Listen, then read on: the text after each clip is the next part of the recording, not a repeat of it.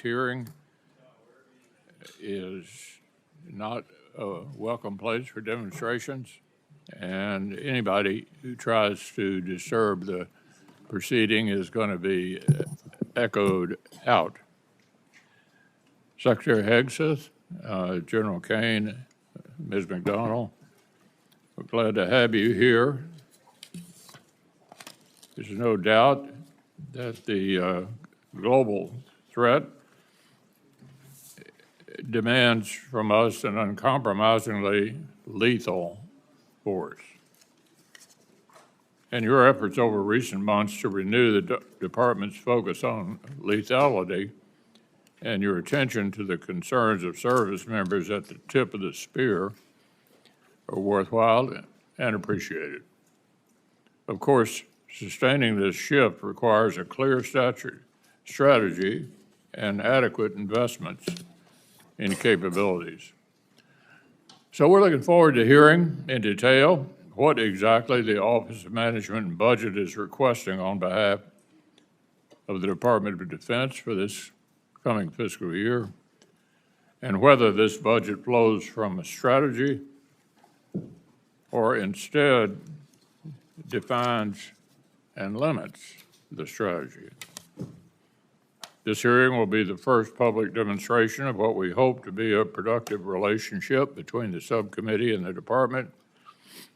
In the past, the relationship has functioned best when it's based on timely and forthcoming communication.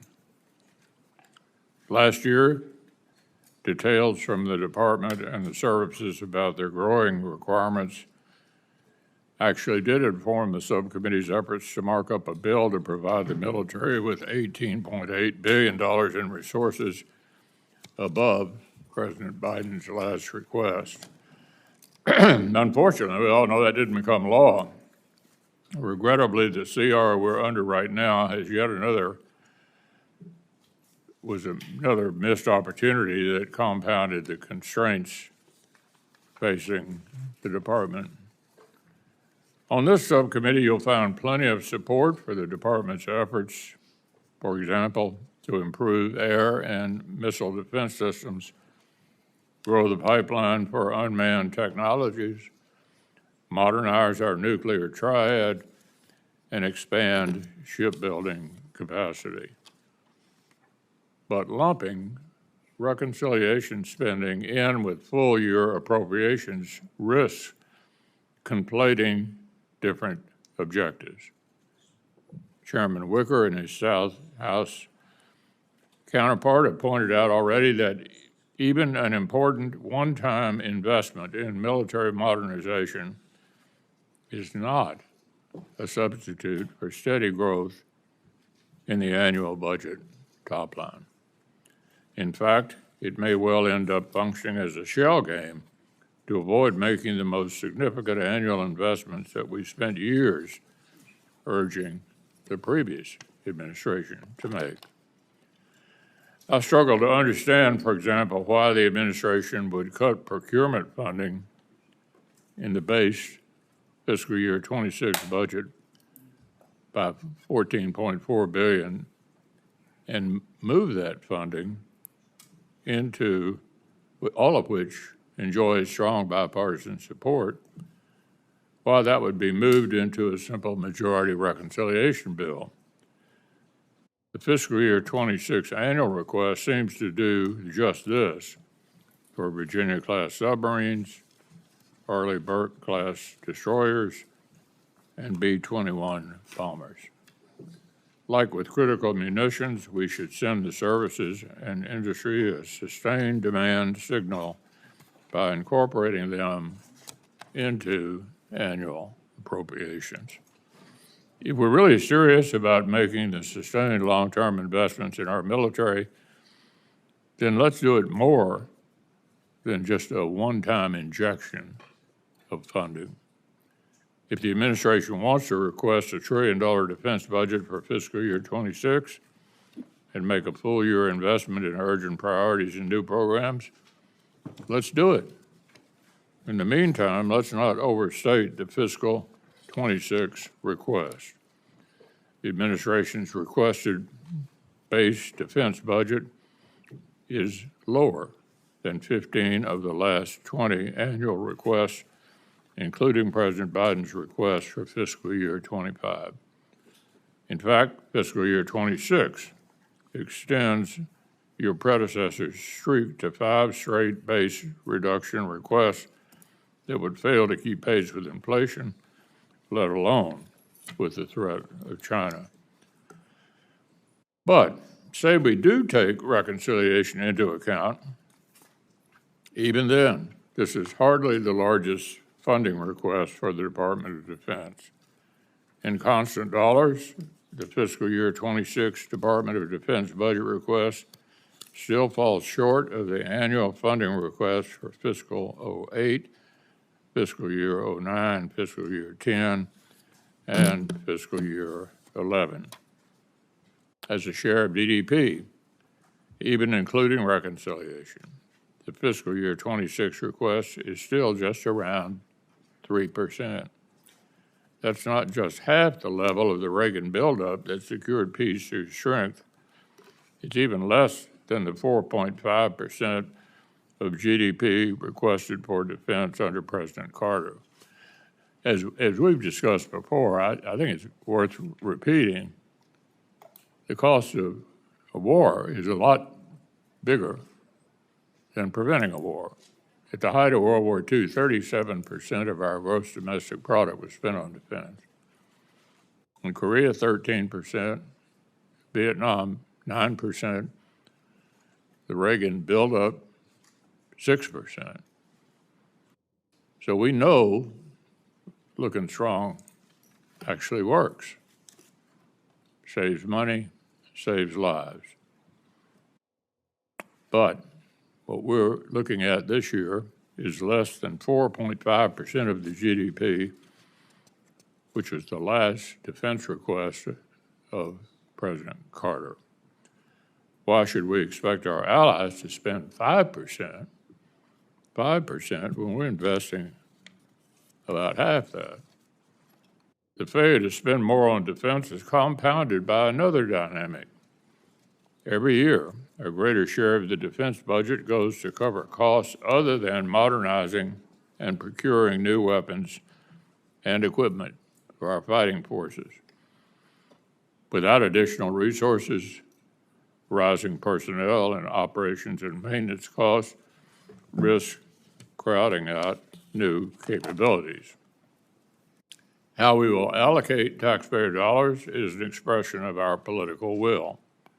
We can't expect our adversaries to take American hard power seriously if we don't put our money where our mouth is. But as I mentioned, we're also interested in your articulation of the strategy that informs, or is it informed by, the administration's budget. How does that strategy account for adversary alignment? How does it address not only the threat of conflict in the Indo-Pacific, but the reality of conflict and military threats to our interests in Europe and the Middle East? Most of us on this panel believe that Russia's war in Ukraine, its alignment with the aims of other U.S. adversaries, and its eventual outcome are profoundly important to America's interests and offer more than just a glimpse into the future of warfare. I'd like to hear your views on this conflict. Who is the aggressor? What are the stakes for America in the West? What is the return on investment of our assistance to Ukraine? I don't see funding for Ukraine's security assistance initiative in your budget request. Is it the administration's view that terminating security assistance to Ukraine will make lasting peace more or less likely? What lessons is the U.S. military learning from the conflict? How will the Department of or industry continue to learn if we cut off our partnership with the world's leading battlefield innovators? Why would Asian partners trust us if we abandon partners in Europe? What lessons are China, Iran, and North Korea learning? And how much more will they benefit if Russia prevails? I'd like to hear your views on the impact of war in Europe on other theaters. The Asian and Pacific allies you just met with recently are under no delusions about how unchecked Russian aggression influences the calculus of President Xi. They understand that strategic alignment among adversaries is actually global. They're all communicating with each other. America must recognize in turn that the risk of simultaneous conflict on multiple fronts is real and growing. Your Undersecretary for Policy acknowledged this reality in his confirmation hearing this spring. But the capabilities America needs to prevail in such a conflict do not seem to be reflected in the requests we've received from OMB. So there's a lot we need to cover today. We'll invite you to make opening statements in just a moment, but with that, I'd like to turn to Senator Coons. Thank you, Mr. Chairman. Thank you as well, Secretary Hegseth, Chairman Kane, Ms. McDonnell, for joining us here today. We are confronting a world more dangerous today than at any time since the Cold War, and our nation needs and deserves a strong and coordinated response to deter the threats we face, to protect our freedoms, and keep our citizens safe. The last several administrations correctly prioritized China. The People's Republic of China is the pacing threat to our nation's security. More recently, as the chairman just said, and as I strongly agree, China, Russia, Iran, and North Korea are increasingly aligned in ways that are making each of them more threatening to our national security. This is happening right now in Ukraine. Russia's aggression is buttressed by Iranian drones, North Korean soldiers, and Chinese components, technology, and funding. Ukraine's, though, not just a preview of geopolitics, it's also the future of warfare. And the pervasive electronic warfare and drone swarms we see on the front lines are lessons from which we must learn. We need to address the urgency of this moment, to unify our efforts, focus our precious time and money on what's important. Chairman McConnell and I are ready to do that with anyone interested in engaging in good faith, which is why it pains me to point out the obvious at this budget hearing, that in the face of these threats, the Department of Defense is more internally divided and beset by challenges of its own making than at any point in my memory. Let's start with the budget. Our Department of Defense and our troops are currently operating under a full-year continuing resolution for the very first time. The continuing resolution provides tens of billions of dollars less in purchasing power than under the previous administration. This does not deliver on peace through strength. No one on this subcommittee wanted this outcome. Mr. Secretary, we appealed to your office to timely and publicly oppose a CR as all previous secretaries had done. But you were silent. You never responded. That CR's cuts are forcing DOD to halt training and shrink exercises, and it fundamentally undermines readiness. DOD has made the CR worse by paying for DHS border activities with DOD funds meant for military quality of life. Money to repair buildings, to relocate military families, to keep the Navy's fleet operationally ready. Shrinking budgets will not speed up our acquisition system, complete kill chains, or deepen our magazines. We are falling behind thanks to some poor choices. It should go without saying that the People's Republic of China does not operate under a continuing resolution. The fiscal year 2026 request is no better. If you go to DOD's fiscal year 2026 page right now, this is what you'll see. This is what is currently publicly available. And the budget request was not much better. We were given this on Monday. More than a month after OMB's press release, we are still waiting for real budget details. This is officially the latest budget submission of the modern era. For anyone not versed in how this should go, at this stage, we would have received at least this, if not reams more. This committee, to do its job, wants to work with you on the details of exactly which programs and exactly which deployments and exactly which end strength you are requesting, so that in a timely way, we can complete our work and avoid another disastrous continuing resolution. But the department has been AWOL in the 26 debate as it was in the 25 debate. Bills are already being written, and the department's inability to explain its budget is slowly making it less relevant to what it receives in fiscal year 26 in our appropriations process. What's clear is the base request is exactly the same funding level as the FY25 CR that's created problems. Mr. Secretary, you're requesting an increase instead through budget reconciliation, a partisan gamble that I believe shows poor judgment about how to handle our nation's security.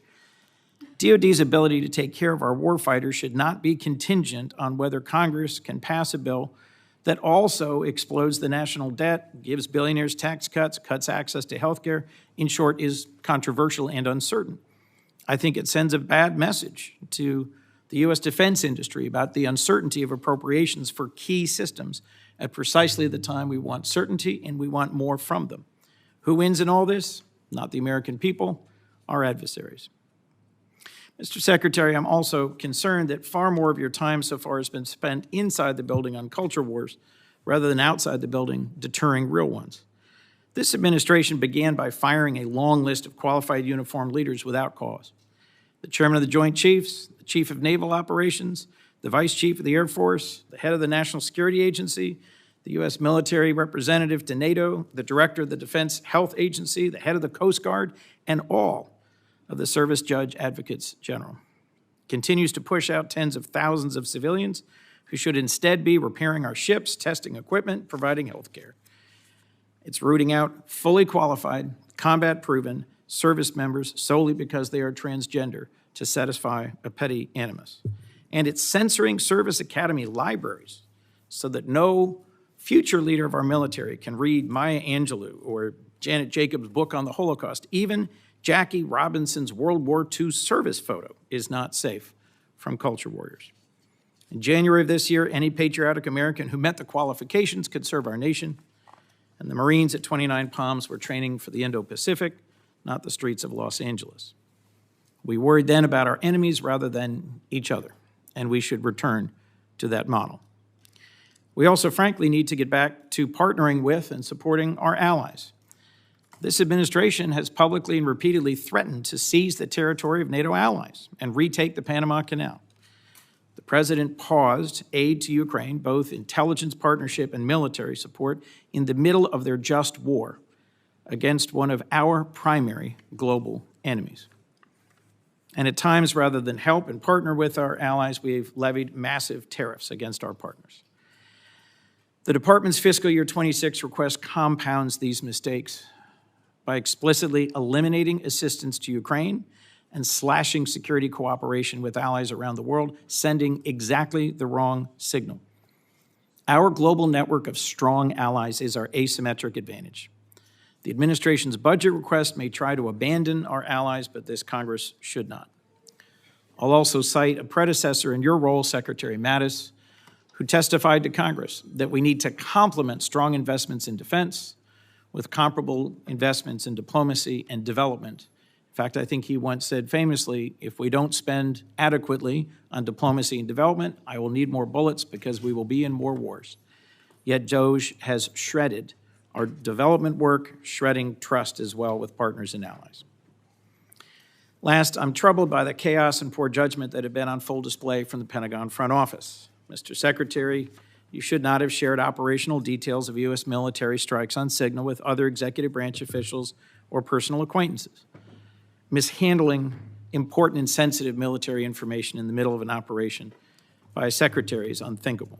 You've also fired several top aides, and you've been unable to hire a new chief of staff for months. Mr. Secretary, this cannot continue. Your responsibilities to our troops and our nation are far too important. We cannot win the fight for the future without allies, nor deter China and Russia without a functional Department of Defense. And we on this committee simply cannot do our job without an adequate budget submission. I welcome partnership on these important priorities, and I look forward to discussing why we haven't been able to achieve that so far and where to go from here. Thank you, Mr. Chairman. Mr. Secretary General, go right ahead. We're anxious to hear from you.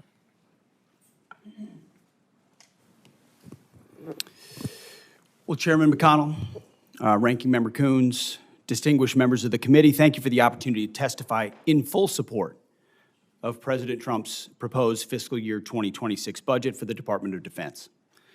I'm honored to testify today alongside General Dan Kane, Chairman of the Joint Chiefs of Staff, and Bryn McDonald, who is performing the duties of DoD's Comptroller and Chief Financial Officer.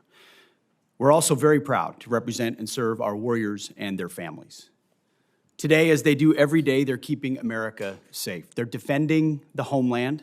They're standing up to Communist China. They're working hand in glove with our allies and partners, and they are achieving peace through strength. This morning, I'd like to start by thanking this committee and Congress for your bipartisan leadership to give our troops a big pay raise in 2025. This included an additional 10.5% raise for our junior enlisted service members, E1 to E4. Thank you also for improving other initiatives that will improve quality of life for our warriors and their families. With a focus on our troops and their loved ones, I've directed additional actions that will further improve their quality of life. These include making historic investments to improve living conditions in barracks and base housing, reforming the PCS process to reduce the cost and stress of these moves, and improving the quality of care provided to our defense healthcare system. The best part of our job, of my job, is meeting and interacting with the troops and their families. I hear their concerns. I know how it feels to face these challenges. I've been there recently. Each of these initiatives responds to feedback I or we have received directly from the force. We will keep listening and keep looking for ways to improve their quality of life. Under President Trump's leadership, this budget puts America first and gives our warriors what they need. The $961.6 billion budget request, which is over $1 trillion for national security total, will end 4 years of chronic underinvestment in our military by the Biden administration. Now, as is custom with first-year administration budget releases, additional time was necessary to implement presidential initiatives. So in the last 4 months, we have moved very quickly to reverse course after 4 years of weakness and mismanagement. We found nearly $30 billion in savings across the department. We killed wasteful programs, targeted bureaucratic excess, and redirected funding from Biden-era priorities to President Trump's priorities. Working with the Department of Homeland Security, we increased border security, to say the least. We reduced China's malign influence in our hemisphere. We defended freedom of navigation in the Red Sea. However, because of so much deferred maintenance, we still have a lot of work in front of us to achieve peace through strength. So to carry out the President's mission, we've set 3 priorities for the department: restore the warrior ethos, rebuild our military, and reestablish deterrence. First, we're restoring the warrior ethos. President Trump charged me to focus relentlessly on warfighting, lethality, meritocracy, standards, and readiness, and that's exactly what we're doing. We're refocusing on what's important, our warriors. We're sweeping away distractions and bloated bureaucracy. We set standards that are high, equal, and unwavering. DEI is dead. We replaced it with a colorblind, gender-neutral, merit-based approach. And our force is responding incredibly positively to these changes. Because of President Trump, recruiting and retention is higher than it's been in decades. This budget provides a historic level of funding for military readiness, putting our warfighters and their needs first. And young Americans are responding and signing up in droves. Second, we are rebuilding our military. 25 years ago, our military was unchallenged, yet we squandered that advantage as China carried out an unprecedented military buildup. President Trump is correcting those mistakes. We're reviving our defense industrial base, reforming our acquisitions process, and rapidly fielding emerging technologies and new weapons so that our warfighters can meet the challenges of an evolving threat field. This budget invests $25 billion in Golden Dome for America, a down payment on President Trump's priority to defend our homeland. It also commits more than $62 billion in total to modernize and sustain our nuclear forces as we face rising nuclear dangers. The budget allocates $3.5 billion for the F-47, the world's first sixth-generation air superiority fighter.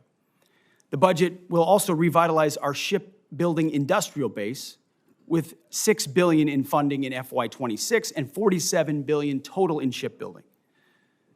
The budget also significantly increases funds to buy next-generation technology, including autonomous systems, long-range drones, long-range fires, and hypersonics. We will put these capabilities in the hands of our warfighters. These steps will keep us the strongest and most lethal force in the world. Third, we're reestablishing deterrence. When an opponent sees our well-equipped and tough-as-nails warriors, they will decide that today is not the day to test American resolve. Credible deterrence starts at home. It starts with securing our borders. We will achieve 100% operational control of our border, and so far border crossings are down 99.9% from the open border policies of the previous administration. The Indo-Pacific is our priority theater, and China is our pacing threat. That's why I've traveled to the Indo-Pacific twice already to visit our forces and meet with our allies and partners. As we shift our focus toward the Indo-Pacific, President Trump looks to our allies and partners to be force multipliers alongside the United States. We are making progress in that endeavor on multiple theaters. We applaud those allies and partners who are stepping up, but also need more done more quickly, to include with our partners in Europe. As the President has rightly pointed out, it is only fair that our allies and partners do their part. We can't want their security more than they do. The Defense Department is executing a common-sense agenda to achieve peace through strength. The threats we face are serious. Our investments to counter them must also be. That's what this budget does. It matches capabilities to threats. We long for peace, so we must prepare for war. We are overcoming decades of neglect and decline. We must fortify our position as the world's most lethal fighting force, and that means acting fast. This committee is a critical partner in everything we do. Your leadership and oversight is essential. We look forward to accomplishing these goals to achieve peace through strength, support our warriors, protect our citizens, and do right by our taxpayers together. May God grant us the wisdom to see what is right and the courage to do it. Thank you. Chair McConnell, Ranking Member Coons, Chair Collins, other ranking members of the committee, senators, thank you for having me today. I'm honored to join Secretary Hegseth and Ms. Bryn McDonald to appear before you today to testify on the President's fiscal year 2026 budget. Today's hearing reflects our shared commitment to maximize efficiency and accountability of our taxpayers' dollars, ensuring every expenditure increases the lethality and survivability of our joint force, and providing our warfighters with the advanced capabilities and cutting-edge technologies at scale required to dominate our adversaries. I've got deep gratitude for the leaders in this room and your commitment to helping deliver the capability and capacity required of our 2.8 million service members, civilians, and their families to deliver peace through strength. It's my responsibility as chairman to understand, advise, and integrate our joint force capabilities to confront the risks that we face worldwide.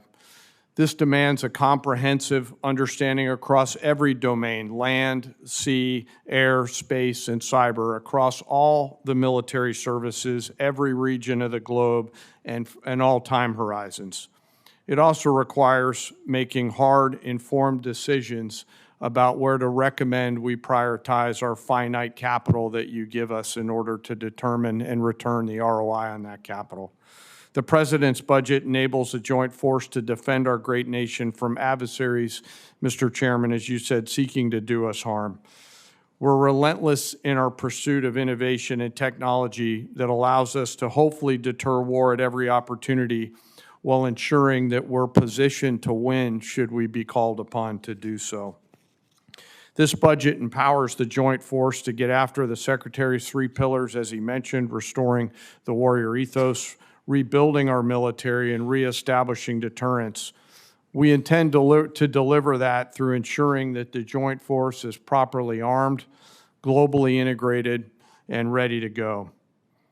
As I mentioned, the President's budget invests in our warfighters. To win on the battlefields of the future, our forces must be properly armed now, at scale, with the right mix of capabilities: lethal, modern, reliable, and survivable.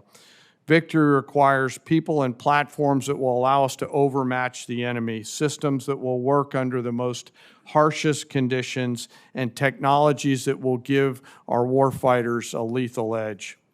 The budget gives us the necessary tools to reinvigorate our national and defense industrial base.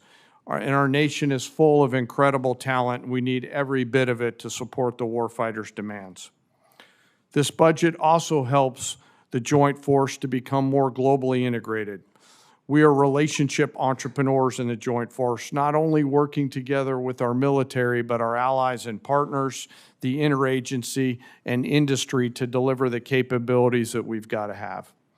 Finally, the President's budget reflects our mandate to be ready, always on the account, anticipating the next fight, not fighting the last fight, in order to deliver for our force and their families. And our force and our families are most important part. This budget makes meaningful investments in our service members and their families, improving quality of life, housing, and medical care, and the moving process. As long as our most precious asset, our people, are properly armed, integrated together, and ready to go, our citizens will be defended, our enemies deterred, and our nation safe. Speaking of keeping our nation safe, I want to highlight the gunnery sergeant behind me, the senior enlisted advisor to the chairman, who after 37 years of selfless service to the nation and as the nation's highest ranking enlisted service member, will retire from the service later this month. And he and his wife, who's also a Marine, have gone all in over and over again. It's an honor to serve every day alongside some of the most extraordinary warriors, civilian teammates, civil servants, and our families in this nation have ever known. I assure this committee that the Joint Force remains committed and ready to go. With your continued support, we'll maintain the competitive edge that we need to have. I'm also reminded to always remember our deployed service members right now and their families, who are right now, as we sit here today in this hearing room, out there doing our nation's business. And I would ask us all to remember our fallen and their families, who continue to show us what right looks like. I thank you for the Congress and this committee for the support, and I look forward to your questions. Thank you, General. Mr. Secretary, probably won't surprise you, but I'm going to start with Ukraine. And I'm going to ask you a series of questions, but I don't want you to linger on any one of them, but answer the series of questions in one answer. Number one, who's the aggressor and who's the victim in the conflict? Russia is the aggressor. Which side do you want to win? As we've said time and time again, this president is committed to peace in that conflict. Ultimately, peace serves our national interests, and we think the interest of both parties, even if that outcome will not be preferable to many in this room and many in our country. Which side is President Xi pulling for? Well, as was stated by both of you, we obviously understand, unfortunately, under this administration and the policy, under the previous administration and the policies they pursued, it has driven Russia and China closer together. So there's no doubt that China would prefer that Vladimir Putin have a good outcome. But it would also prefer a prolonged conflict that would keep us and other countries tied down and incapable of paying attention to the malign influence of China elsewhere. One thing I'm sure we agree on is we don't want a headline at the end of this conflict that says Russia wins and America loses. And given the fact that all of our adversaries are communicating with each other, that's extremely important if we're going to continue to play the role in the world that the vast majority of members of Congress think we should still play, particularly now that our adversaries are more significant than they have been since the Berlin Wall came down. With regard to the money we're spending, what's the return on the investment of our security assistance to Ukraine? Senator, I would just say, given the approach of President Trump, that's not the headline, regardless. The previous administration, under the Obama administration, Crimea was invaded, and we gave them blankets. Under President Trump, during his first term, he gave the Ukrainians javelins, and the Russians did not invade. Under Biden, the Russians did invade, and aid was slow-walked incompletely, and as a result, it became a gridlock. Thankfully, the javelins that President Trump provided actually stalled the Russian advance. Now we are at a place where Vladimir Putin knows that President Trump is strong. He knows his word means something, and as a result, a negotiated peace in Ukraine makes America look strong, makes us look like we understand the state of the world and where we want to be focused, even if we understand that Russia's the aggressor, and we applaud the efforts of the Ukrainians. There is a moment where you have to recognize what exists on the battlefield and that a better outcome is a negotiated peace to stop the killing and stop the slaughter. And our budget reflects that perspective. If I may, Mr. Secretary, I'm not here to defend the previous administration. They were completely inadequate anyway, and I think you could make an argument that the precipitous withdrawal from Afghanistan was like a green light to Putin. But we are where we are, and beating up the past is not a plan for going forward to the future. What has benefited the United States, I think you would agree, 38 different states have produced weapons or parts of weapons out of the money that the Ukraine supplemental package passed last year. 2 new members of NATO now increased spending by virtually all of our NATO allies, which President Trump deserves part of the credit for encouraging that. Vladimir Putin probably guaranteed it would happen. Everybody seems to be moving in the right direction. And then they look at us and wonder whether we're in the midst of brokering what appears to be allowing the Russians to define victory. I think victory is defined by the people that have to live there, the Ukrainians. And I don't think they're going to ever conclude that victory means basically adopting the Russian views on all this. So what do you make of what the Russians are up to? They don't seem to me to be too interested in talking. We want to talk. They seem to be increasing the war. What's your take on that? Well, no one's adopting views, sir. I would say that the budget reflects the reality that Europe needs to step up more for the defense of its own continent.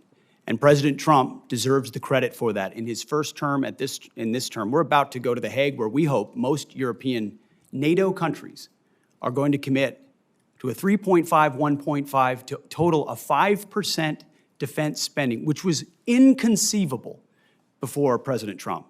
And he has set the standard that America can't be everywhere all the time for everybody. And if you're a European country, you cannot freeload off of the United States in perpetuity.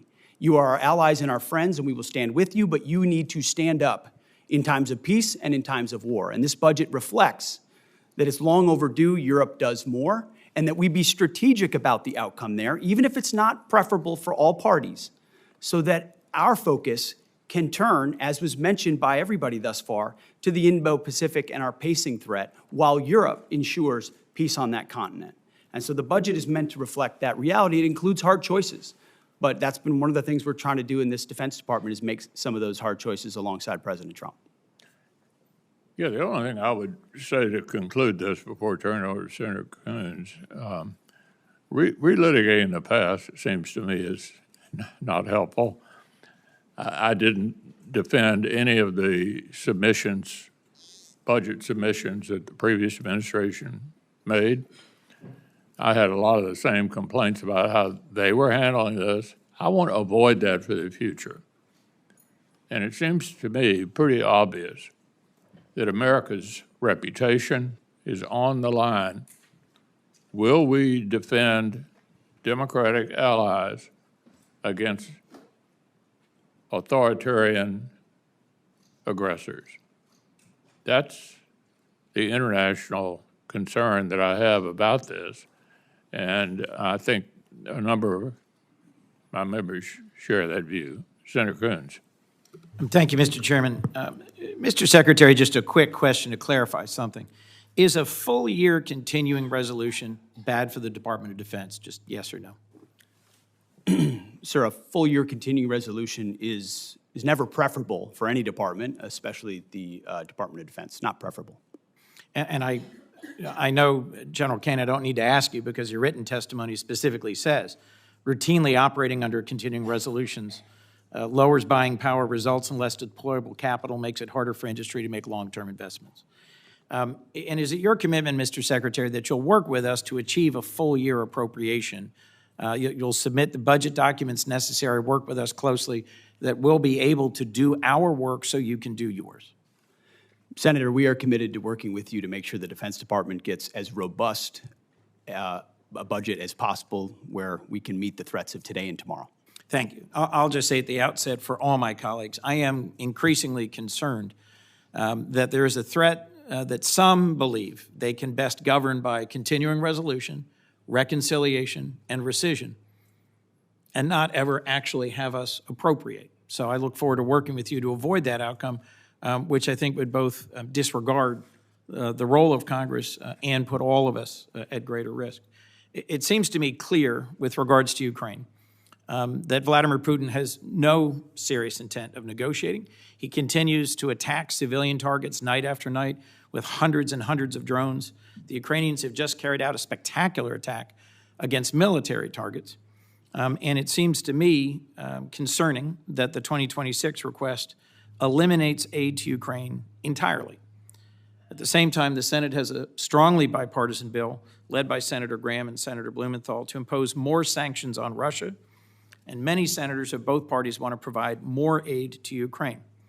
Would you agree, Mr. Secretary, that the United States should use every tool it has at its disposal, including additional sanctions, to pressure Russia to come to the table to negotiate a just and lasting peace for the war in Ukraine? Senator, every tool at our disposal? No. We have a lot of tools in a lot of places all around the world. Let me be more narrow then. Apply. You said, and I'll take some exception to this, that our European allies cannot freeload off the United States in perpetuity.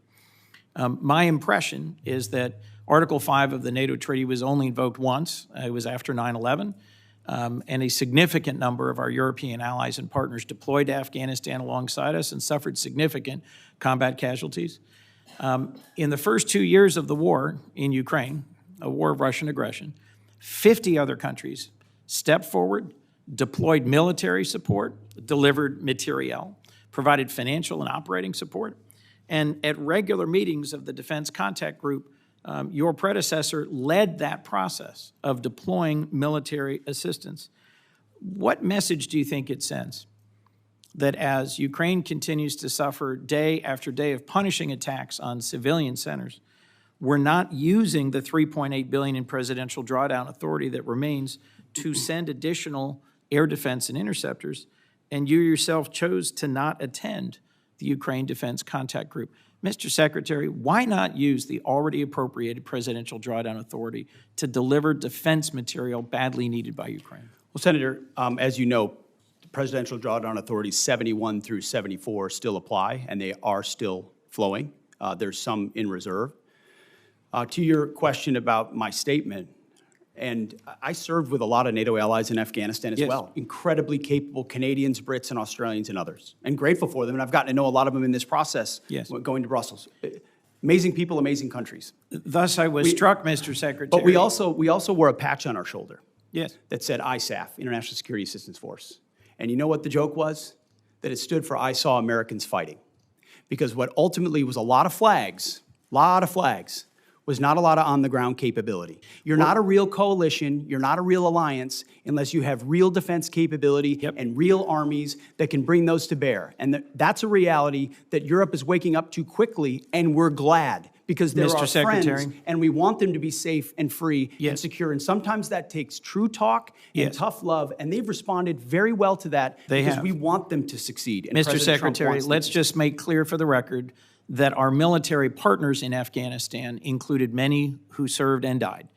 Our Danish partners and allies on a per capita basis Don't try to suffered make more. it look like I don't care about the investments of our partners. Of course I do. Mr. I recognize Secretary, that there were lives lost from other countries. Of but course the there bulk were. of the effort was Americans, and an alliance needs to include other countries and be more balanced Mr. to be a Secretary, real alliance. And as I that's the point pointed we're out making. in my opening comments, our partners and allies have stepped up, have invested, have engaged in the defense of Ukraine, and so should we. We should not be pursuing a ceasefire and a negotiated resolution to the war in Ukraine at any cost. Peace through strength means actually using our strength, continuing to support Ukraine, and securing a lasting peace. Putin will only stop when we stop him. And the best way to stop him is indeed through a stronger NATO. I look forward to the NATO summit. I agree with you that a significant investment by NATO in our collective security is a great investment, but we cannot abandon Ukraine. That would put us significantly at a strategic disadvantage. Thank you, Mr. Chairman. Senator Collins. Thank you, Mr. Chairman. And let me start by thanking you for framing what is at stake and for your emphasis on Ukraine. I also agree with Vice Chair Coons that the department has been unacceptably slow in providing us with the account-level information that we need to draft the Defense Appropriations Bill. I agree with him that a CR is not conducive to the smooth and effective operations of the department, but I would respectfully point out to my colleague that the Appropriations Committee reported the Defense Appropriations Bill before the August recess, and it was the Democratic leader who decided not to bring the bill to the floor. And that is why we ended up with a continuing resolution. Mr. Secretary, let me turn to you now. You recently stated that DOD is focused on the strategic threat posed by China, and that this threat is, and these are your words, real and could be imminent. And I agree with you. China now fields a navy of approximately 400 ships and is expanding its fleet at a pace that far exceeds ours. The U.S. Navy currently has only 293 ships, clearly inadequate. Yet the Department of Defense budget for FY26 proposes funding for only 3 additional ships, a Columbia-class submarine, a Virginia-class submarine, and an ocean surveillance ship. No funding in the base budget is requested for DDG-51s, the Navy's workhorse surface combatant. Instead, the administration unwisely is relying on reconciliation to fund a second Virginia-class submarine and 2 Arleigh-Burke-class destroyers. Reconciliation, Mr. Secretary, was meant to provide one-time supplemental funds to augment the defense budget, not to supplant the investments that should be in the base budget. Could you explain the department's rationale for excluding these critical war-fighting platforms from the annual appropriations request and creating instability for future defense budgets? Well, Senator, I appreciate the question. There are a lot of complexities that go into how budgets are formed. From the view of our department, working on Capitol Hill and with the White House, is that we have 2 bills and 1 budget. So when I look at the threats that we face in the Indo-Pacific, that is precisely as we've worked with the chairman and the joint staff and across OSD and all the COCOMs, that has precisely been the compass by which we have judged the capabilities that we need. So when you look at the totality of the $961 billion or $1 trillion total over national security, that's 19 new ships. It's a historic investment in shipbuilding. It's over $6 billion in the shipbuilding defense industrial base. It's long-range fires, it's hypersonics, it's pre-positioning stocks, it's critical munitions. It's all focused in ways the previous administration talked a lot about, but we are actually making the tough choices to invest in. So I understand the dynamics of base bill versus reconciliation, and I concede that, ma'am. But ultimately, we're looking at it as one investment for FY26, and we think with a 13% increase over last year, that it's a historic investment. Well, I would point out that the budget overall actually provides less buying power than the FY25 enacted budget because it does not adjust for inflation. And I hope that's something that we can work together on to correct. Let me turn to another issue. The Portsmouth Naval Shipyard in Kittery, Maine, overhauls the Navy's submarines, nuclear submarines. Senator Shaheen and I helped to secure an exemption from the hiring freeze for the shipyard, and that is absolutely essential. But if I could speak for Senator Shaheen as well as myself, both of us are hearing from shipyard leaders as well as the Navy, as well as the rank and file workers, the union leadership, that the delays in hiring and onboarding across the workforce, from frontline mechanics to security personnel, continue. Could you speak to what is causing this delay since the exemption from the hiring freeze was granted months ago? Well, it's a great point, Senator. I will have our team dive into that because that should not be the case. There was very specifically exempted because of the importance of those shipyards, and whatever we can do to speed it up for you, we will do. Thank you. Thank you, Senator Collins. Senator Murray and then Senator Graham. Thank you very much, Mr. Chairman. Secretary Hegseth, you oversee one of the largest and most important organizations on planet Earth. More than anything, the Department of Defense needs stable, competent, and strategic leadership. And much as I had feared back in January, it is not what we are seeing under your leadership. In a matter of months, you have lost top aides and reportedly struggled to hire new ones. You have fired highly respected top military officials. You shared highly sensitive attack plans over Signal and apparently with people in your own personal circles, and you've not taken responsibility for those mistakes. All the while, the security challenges we face have grown larger, not smaller. And then in the face of these challenges, you have taken a series of actions that weaken our posture. For example, in my home state of Washington, which is home to many DoD installations critical to our Indo-Pacific strategy, you have pushed out almost 2,000 highly trained civilian employees, including at Puget Sound Naval Shipyard. Mr. Secretary, you talk about returning the department to its mission of warfighting, but I am repeatedly hearing that your policy and personnel changes at the Pentagon are only undermining, not strengthening our military's preparedness to protect our country. You are deploying the American military to police the American people. You're sending the National Guard into California without the governor's request. Sending the Marines not after foreign threats, but after American protesters.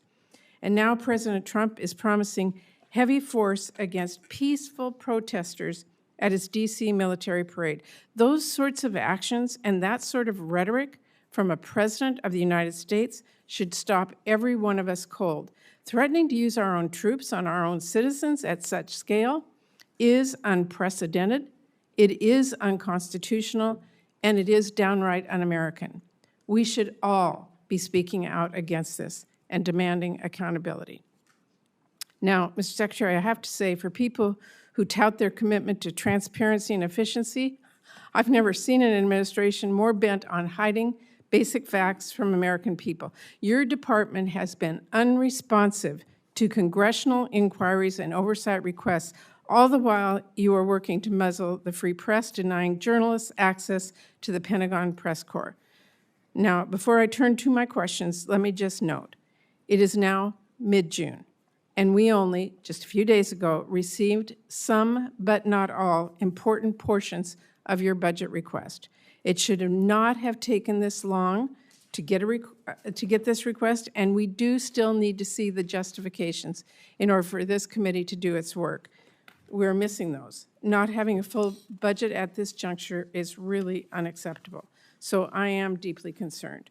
So let me turn to my questions, and this is important. This administration has put the civilian workforce under attack from day one, encouraging resignations, firing probationary employees, instituting hiring freeze, requiring OPM to approve any new hire one by one, and now, new last week, requiring prospective employees to explain how they would, quote, help support the president's executive orders and policy priorities. We have spoken with military installations across our country. Almost all of them have been forced to fire skilled civilian employees who are badly needed. And all of them also have hundreds, and in some cases thousands, of new hires ready to bring on board, but now have to individually be reviewed by OPM, apparently to ensure that they support the president's priorities. Secretary Hegseth, I want to know, and keep your answers short, I have limited time, will you be firing more shipbuilders, yes or no? Senator, we haven't fired shipbuilders. We've offered through a right sizing of our civilian positions, which So everyone in this committee would acknowledge that the Defense Department has had a bloated Mr. Secretary, bureaucracy for a long so time, have you given will a not be- voluntary process by which some people we can all choose know to the take process. a DRP. I'm just asking you So a it's not a question. firing of shipbuilders. so That's a you're- totally disingenuous characterization of what our Let me department is just ask doing. We you, are focusing on shipbuilding. Mr. ma'am. Secretary, do we need more or fewer shipbuilders? We are investing historically in our shipbuilding defense industrial base and workforce and ships in this budget, more than anything the previous administration ever Okay. did. So, well, you managed to fire highly skilled workers, including my home state of Washington, for no reason.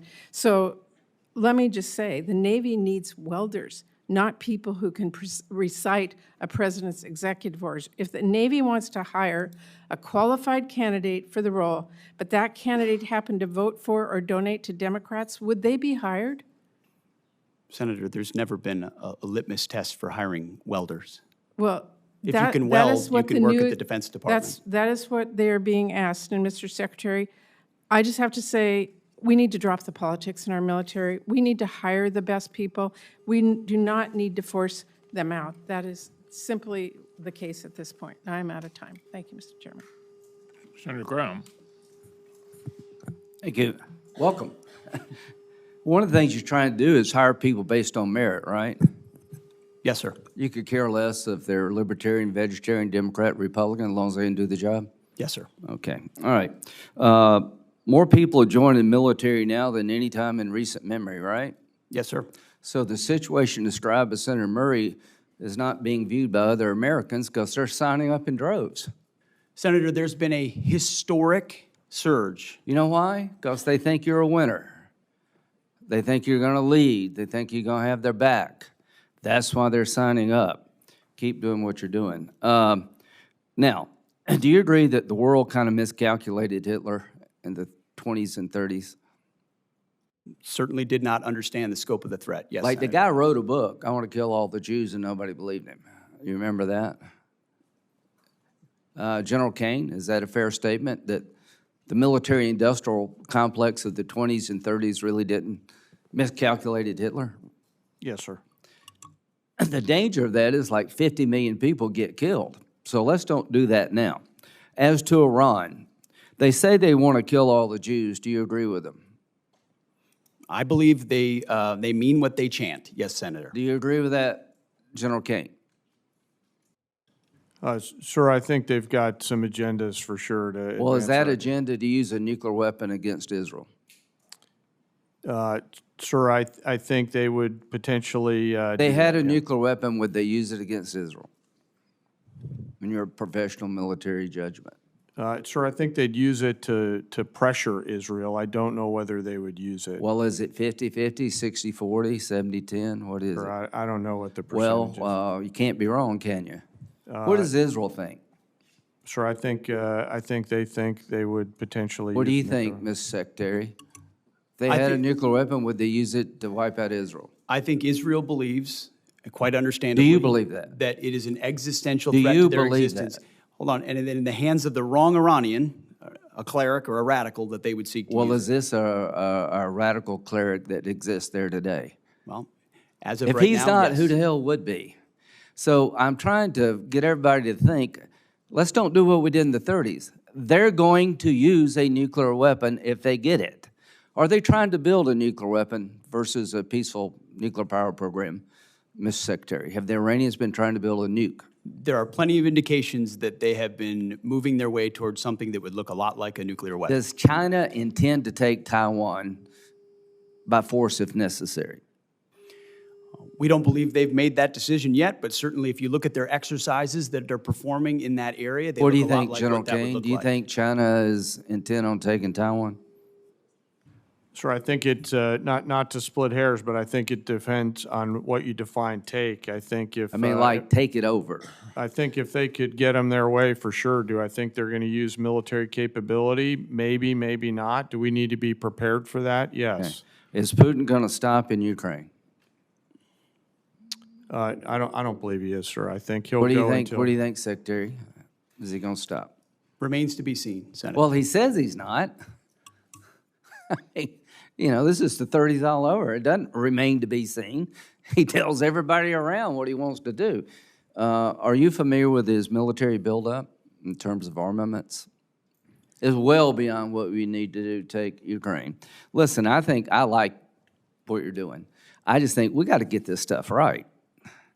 Iran cannot have a nuclear weapon because they'll use it. They're homicidal maniacs who are religious Nazis. China is an expansionist power who will take Taiwan if we don't deter them. Russia will dismember Ukraine and keep going if we don't stop them. Radical Islam, are they still out there, General Kane? Sir, I think there are still folks that would do America harm. So is ISIS dead? No, sir. Is Al-Qaeda dead? Mostly, and dying more every day. Yeah, but are they still out there trying to get here? Yes, sir, to a So certain the extent. threat of radical Islam is still real to the American people? Yes, sir, if allowed to scale. We Yeah. work hard to not allow that to happen. And how you do that, you hit them over there before they come here, right? So we have a variety of ways, as you know. It's better to have partners than do it by yourself? Always, sir, yes. Okay, so go over just a little bit. The point is, radical Islam is out there. They're trying to get here. Ms. Secretary, if they had a nuclear weapon, would they use it? Would Al-Qaeda use a nuclear weapon if they had one? Senator, a nuclear weapon in the hands of al-Qaeda would be a very bad thing. Is there a whole lot of difference between a nuclear weapon in the hands of Al-Qaeda and the Ayatollah in Iran? I don't think so. They just have a different religious reason to do it. The point is, these budgets are important, but we need to up our game. We need to build more ships because China's building more ships. So we need to hit the enemy before they hit us. We need the ability to project. As to, final thought, as to Russia, China buys and India buys 70% of Russia's oil, Mr. Secretary. Are you familiar with that? Yes, sir. If they stop buying cheap Russian oil tomorrow, would that grind Putin's war machine to a halt? It's a vulnerability. Yes, sir.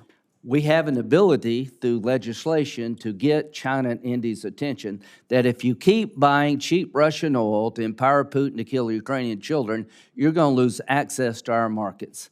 I would urge you and the administration to use that tool to get the attention of China and India. I'll end with this. We're not going to evict every Russian from Ukraine. I'm a practical guy. But we got to end this war so we don't entice China to take Taiwan, and we don't encourage Iran to think we're just all talk and stopping their nuclear ambitions. So you live in very dangerous times. I want to help you. General Kane, you're the right man at the right time. Thank you. Senator Reed, and then Senator Moran. Thank you, Mr. Chairman. Welcome, Mr. Secretary, Mr. Chairman. Mr. Secretary, you have already ordered 4,000 National Guardsmen into Los Angeles, plus 700 active duty Marines. That's against the advice and opposition of the governor, the mayor, and the chief of police of Los Angeles. And these forces are in addition to 11,000 military personnel, active duty and National Guard, that have been deployed to the southern border in support of Customs and Border Protection. Separately, the Department of Homeland Security has requested more than 20,000 National Guard troops to assist in, I quote, interior immigration efforts. And I understand you've approved an additional phase of 700 service members for this mission, with additional associated command and control from Texas, Florida, and Louisiana.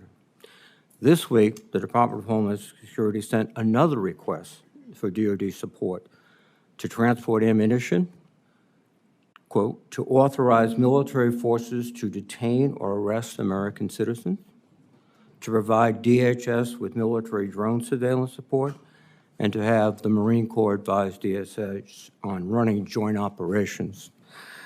Is it your intent to approve these requests, all of them?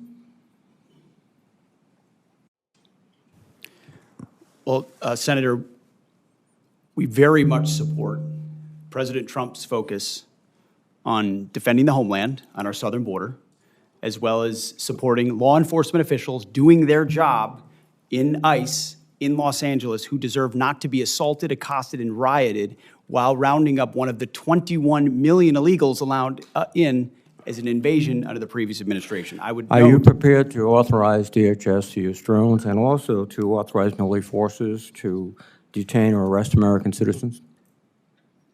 Senator, every authorization we've provided the National Guard and the Marines in Los Angeles is under the authority of the President of the United States, is lawful and constitutional. They are assisting in defending So the answer law is yes. enforcement officers So the and law answer is enforcement yes. facilities So in the answer is in the yes. execution of their job The answer is yes. in the city of Los Angeles. How are you paying for this? Is this done on a reimbursable basis by the Department of Homeland Security, or is the Department of Defense paying for this? As we mentioned yesterday, a lot of this we are paying for, and some will collaborate with DHS on. And how is that done, given a CR which restricts your spending dramatically? What are you taking from? Readiness? Well, as we acknowledged, and I can pass to my colleague Bryn, who knows the details on this, but in 2025, where we took from, we have completely refunded and then some in the FY26 budget. Your whole ethic seems to be revolving on the lethality of the military force. How is this operation with Marines and National Guardsmen improving their lethality? Senator, you mentioned the 11,000 at the border. It's actually 13,000. And I've been down there to speak with them multiple times. And people will say that mobilization hurts readiness. When you talk to them, it actually improves their readiness. I'm talking about lethality. That's what you talk about all the time.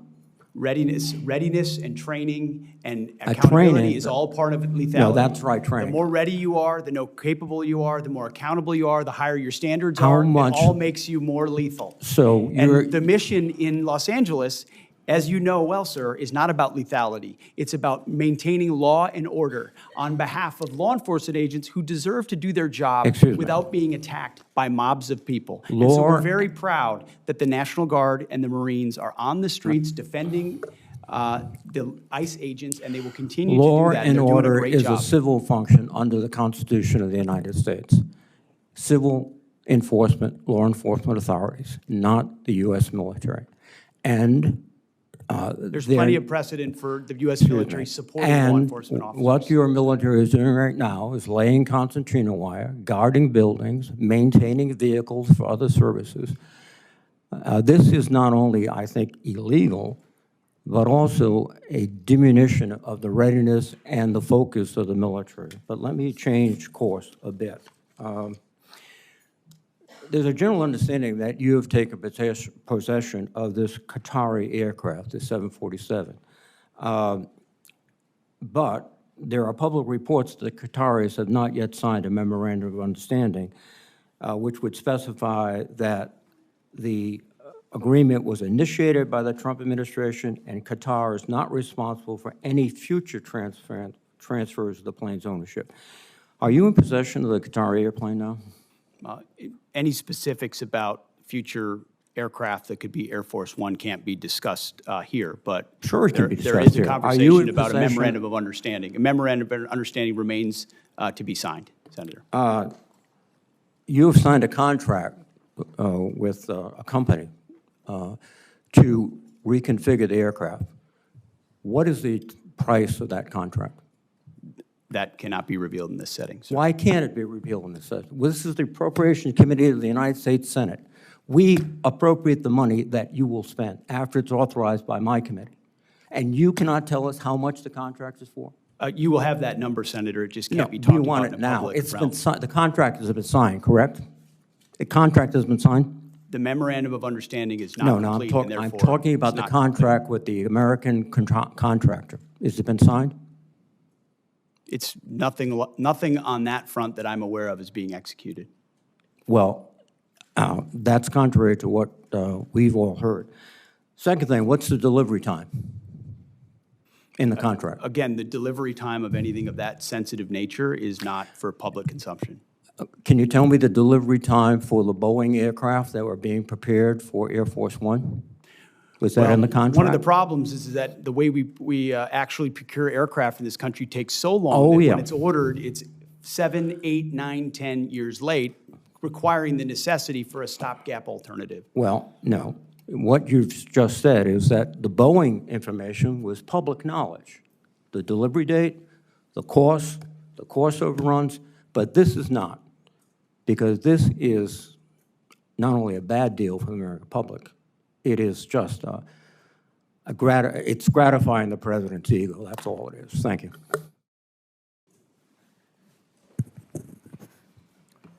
Senator Moran, and then Senator Durbin and Senator Hoven. Chairman McConnell, thank you.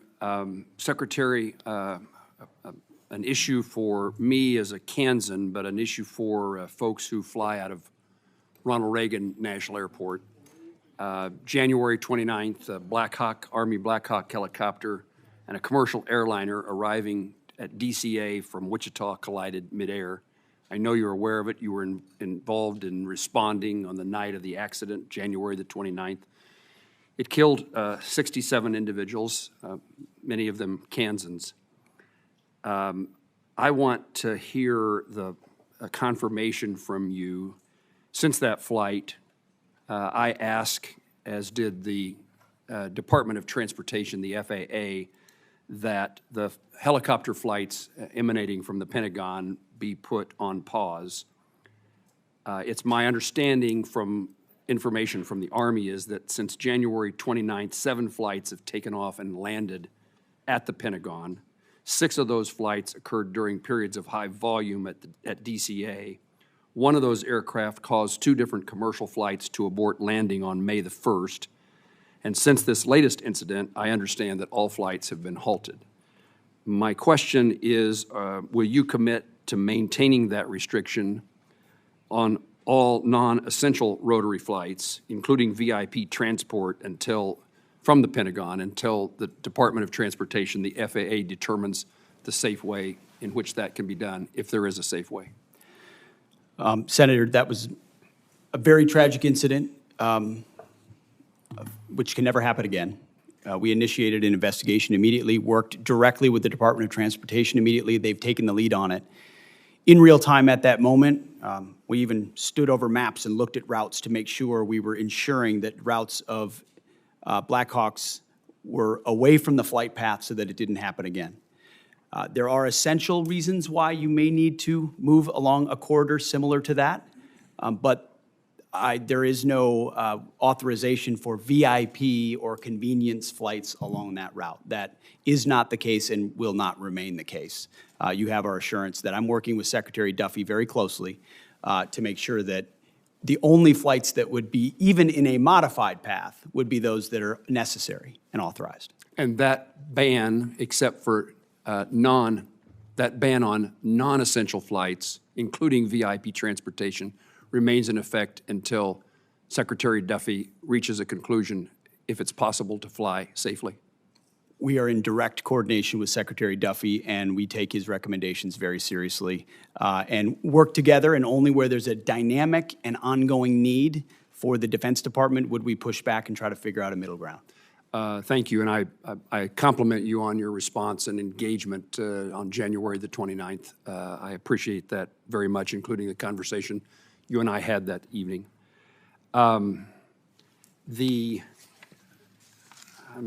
There's so many national and international issues I want to talk to you about, but I also want to make certain that some things that no other member of this committee would ask about a circumstance that I've encountered in Kansas, and we've sought the Department of Defense's help, and we're fighting, in my view, we're fighting the bureaucracy. We have a Army Corps of Engineers lake in Kansas. It's next to a city, a community called Council Grove. It's a county seat town of several thousand people.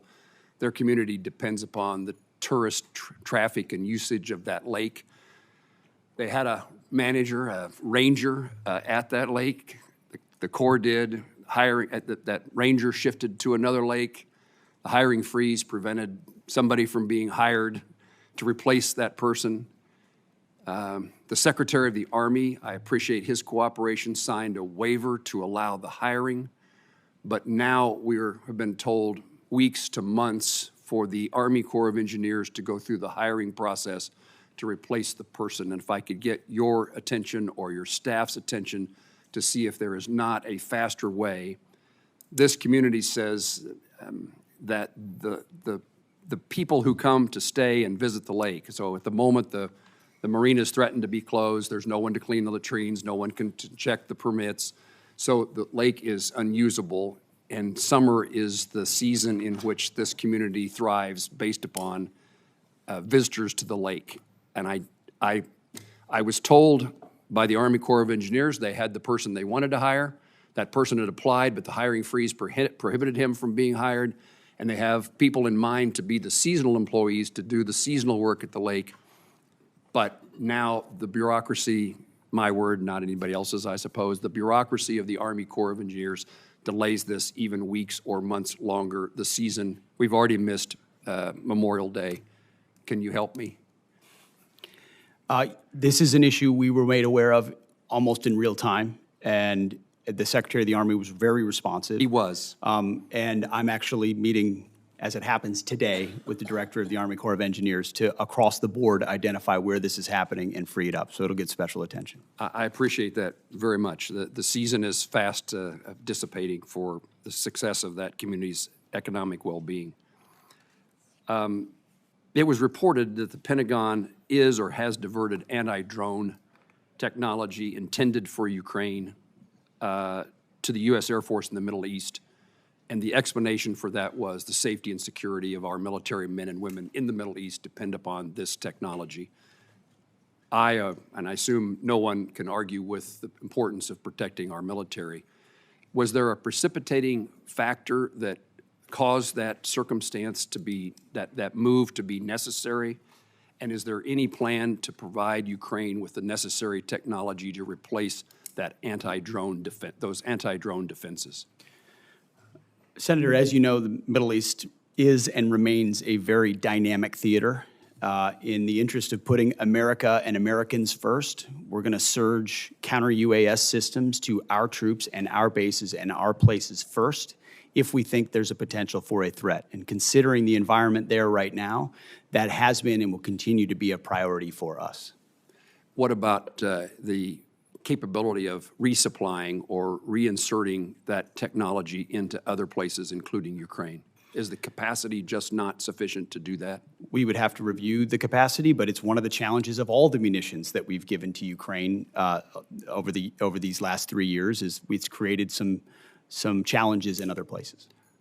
I can imagine that many things are frustrating to you as they are to me, and one is our inability to have a supply chain sufficient to meet the global demands of the United States military in our country. And it is a focus that I heard you say in your testimony is one of yours. And our safety is dependent upon a private sector supply chain necessary to meet all needs, in my view, including those of supporting Ukraine. I'm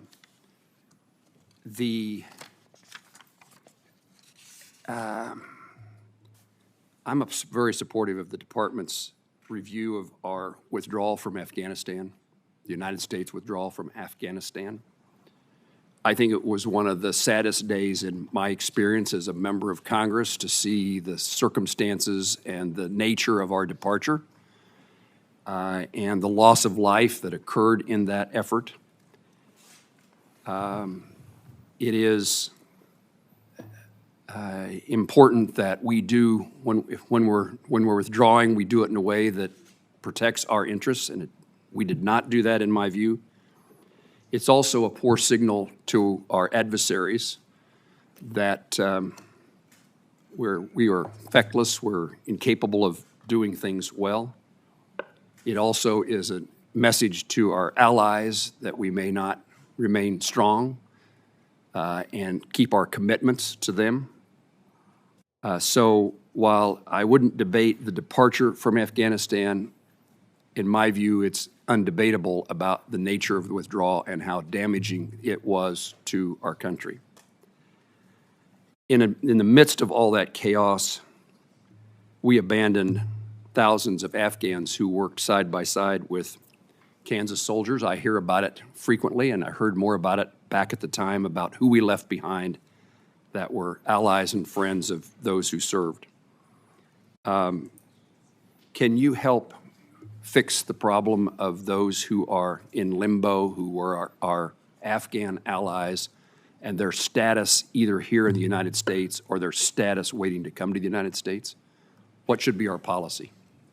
Senator, our doors have been open and Could I just unprecedented. take a minute to encourage everybody to stay within the 5 minutes, because we have a number of senators here who need to get a chance. I obviously violated the rule and didn't know it, Mr. Chairman. So after Senator Moran, we'll go to Senator Durbin and then Senator Hoeven.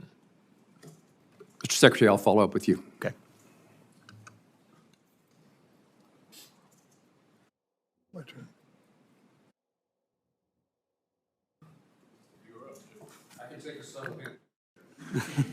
We're just going to have to get the gentleman from Kansas a clock.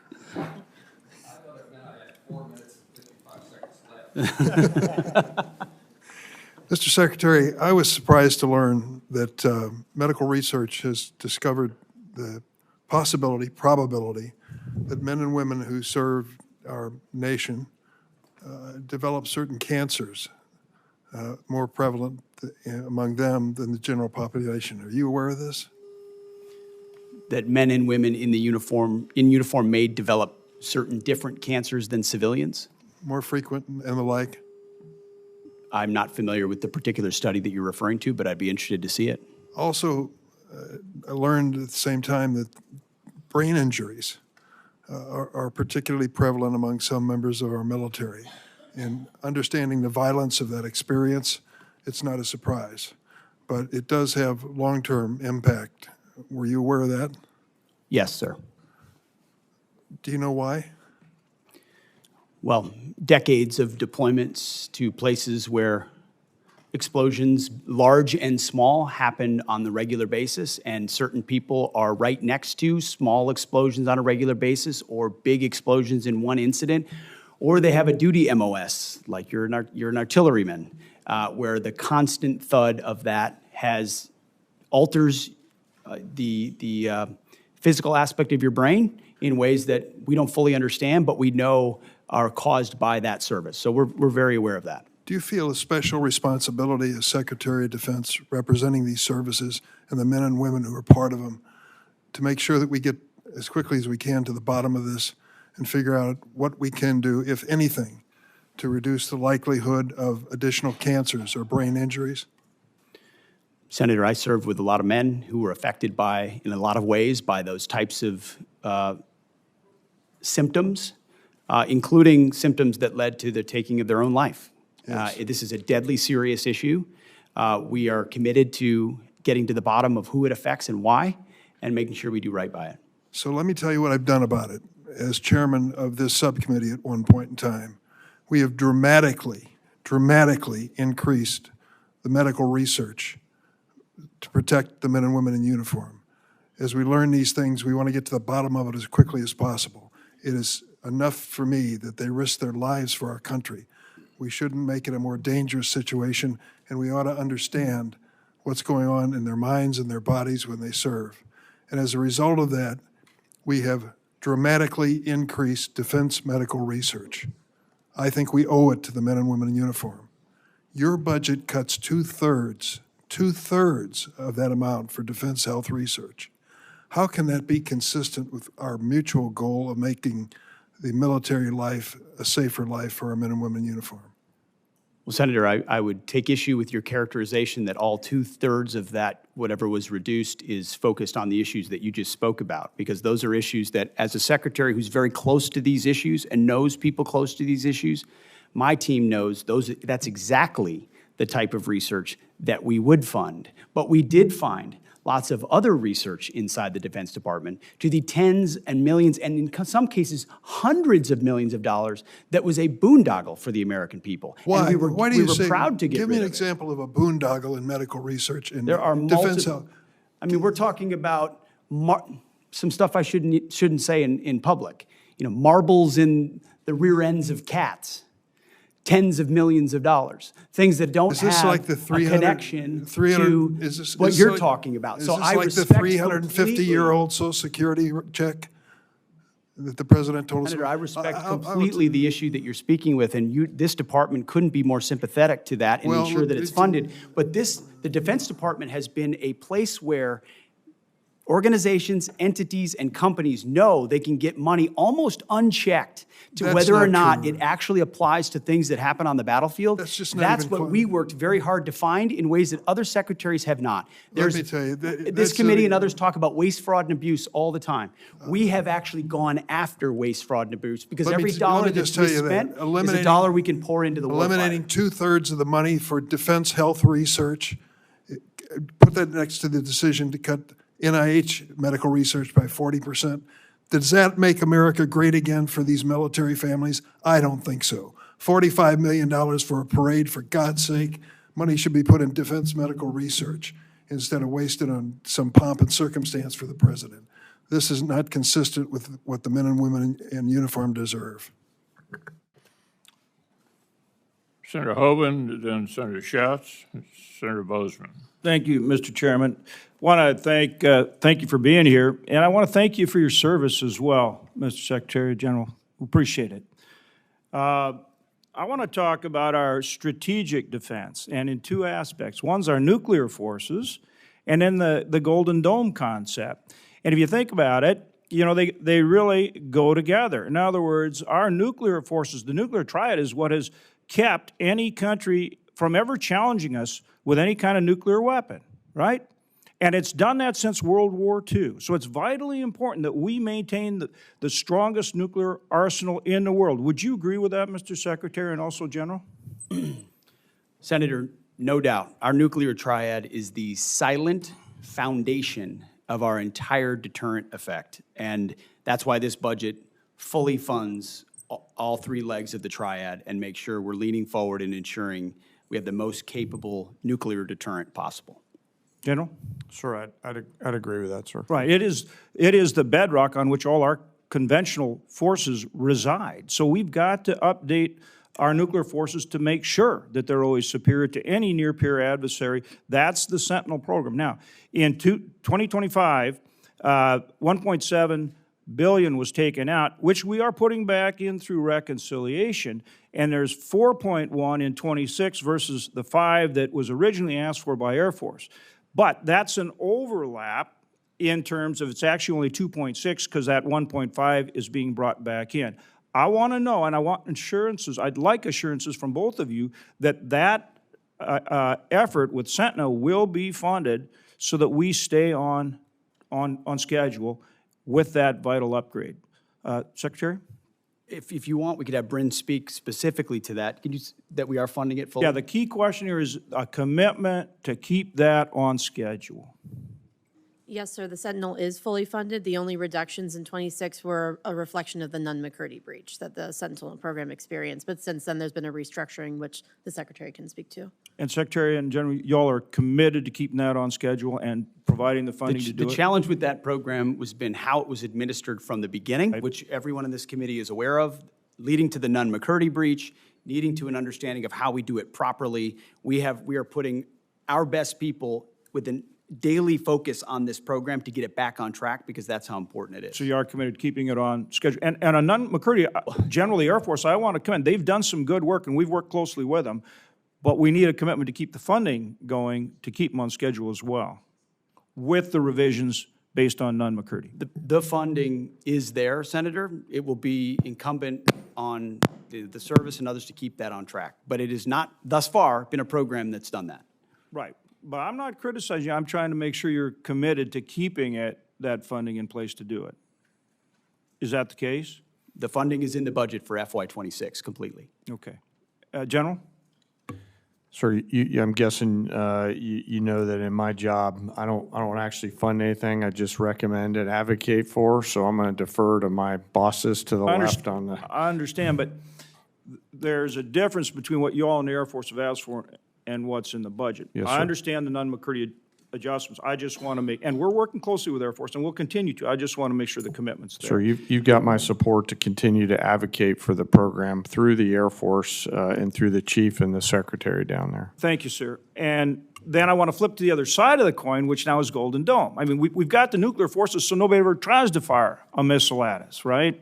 And then with the Golden Dome, it's, well, I guess if they do, we're going to take it out. Now, in that regard, you've got a number of programs that are critically important to our capabilities to make sure that we have better technology for our forces than our near peer. So, for example, TRMC, Test Resource Management Center at Air Force, we're now developing the Sky Range program at the Grand Forks Air Force Base, which enables us to test hypersonic missiles.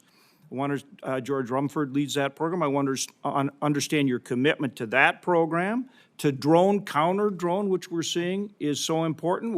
And again, we've got both a test site as well as Grand Sky Technology Park on the Grand Forks Air Force Base. Your commitment to upgrading ISR, not just trying to do everything from satellites. So think next gen ISR, taking beyond Global Hawk, right? Which you need in places like, whether it's supporting Ukraine or certainly in the Middle East, and like the very good work you did taking out the Houthis and putting a stop to that nonsense, okay? And then also SDA and the low Earth orbit satellites. Starting with you, Secretary, talk about your commitment to those programs, and if you agree they're vitally important, both in terms of achieving Golden Dome, but in terms of our near-peer challenges, in terms of maintaining our capabilities, our superiority. And same thing, General, I would put the same question to you as well. Well, Senator, I certainly agree about your lens. Your lens is near-peer adversaries, capabilities to threats, and defending the homeland. Things like hypersonics, like UAS, counter-UAS, ISR, critical to that. That's why there's robust increases in those budgets in all of those places, both for how they might be applied in the Indo-Pacific or elsewhere, but also integrated into the Golden Dome. Thank you. Senator Schatz, and then Could the General Moses. respond? Sir, I'd echo the Secretary's response. The effects are the key, and we'll stay close on the effects that you're trying to achieve, and I appreciate your advocacy for those effects. Yeah, I'm going to continue to work very hard to make sure that we have resources going into those programs, because that's where, as they say in hockey, that's where the puck's going. Yes, sir. Thank you. We'll take all resources at all times, sir. Thank you. Thank you, Chairman. Secretary, thank you for being here. Good to meet you. General, thank you. Ms. McDonald. I'll start with General Kane. Is the United States being invaded by a foreign nation? Sir, thanks for your question.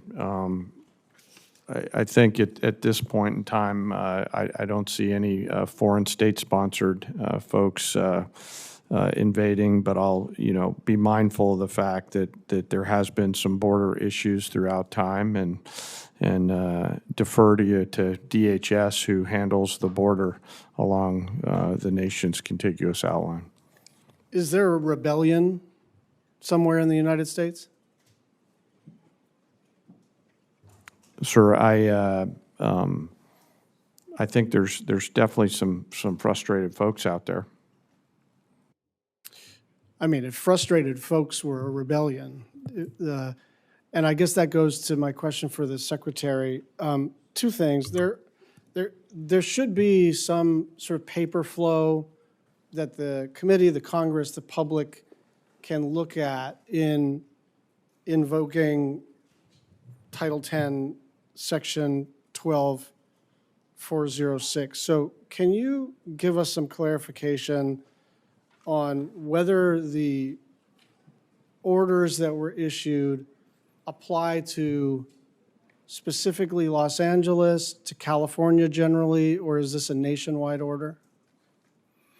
The orders that have been issued, which are publicly available and known, relate to an ongoing situation in Los Angeles, which could expand to other places. But it's quite easy to point out that there has been an invasion of 21 million illegals in our country under the previous administration. So this what administration was elected Can we to take get a turns? hold of that. Yeah, could we just And take when you turns? have Yeah. ICE officers being attacked with concrete blocks, Secretary, I they would should really, be allowed to do their job. Secretary, I'd really like to not try to create a viral moment for either of us. I'm actually trying to understand kind of the scope of this order.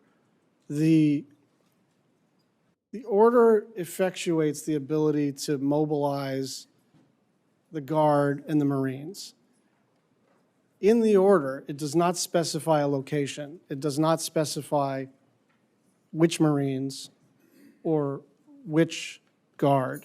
And I'm trying to figure out, if you decided to do this collectively in Kansas or any other place, would you need to specify a new sort of fact pattern, or do you think this order applies to any Guard, anywhere, any service branch, anywhere? It's just I get your justification. We disagree about the circumstances. I'm just trying to figure out, did you just potentially mobilize every Guard everywhere and every service member everywhere? I mean, create the framework for that. I understand you didn't. I'm saying, what does the document do, in your opinion? Senator, if you notice, the initial order of 2,000 in California was followed by a follow-on order for the additional 2,000, with a recognition that the situation there required more resources in order to support law enforcement. So part of it is getting ahead of a problem so that if in other places, if there are other riots in places where law enforcement officers are threatened, we would have the capability to surge National Guard there if necessary. And thankfully, in most of those states, you'd have a governor that recognizes the need for it, supports it, and mobilizes it him or herself. In California, unfortunately, the governor wants to play politics with it. I did step on the last part of your sentence, so I'm going to try to take turns here. Just on the 747 question, did the Department of Defense initiate the conversation with the Qataris? Did they initiate the conversation? How did that go? Senator, I have to go back and review it, but we've been a part of the ongoing conversation. Yeah, but I think it kind of matters who's asking, doesn't it?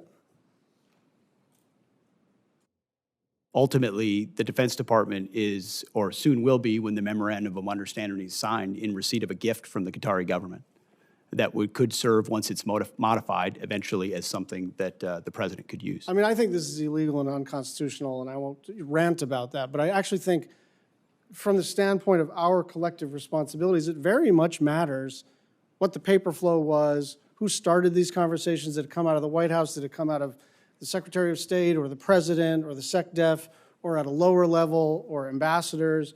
Like, we're entitled to know, because we can agree or disagree about the propriety of this.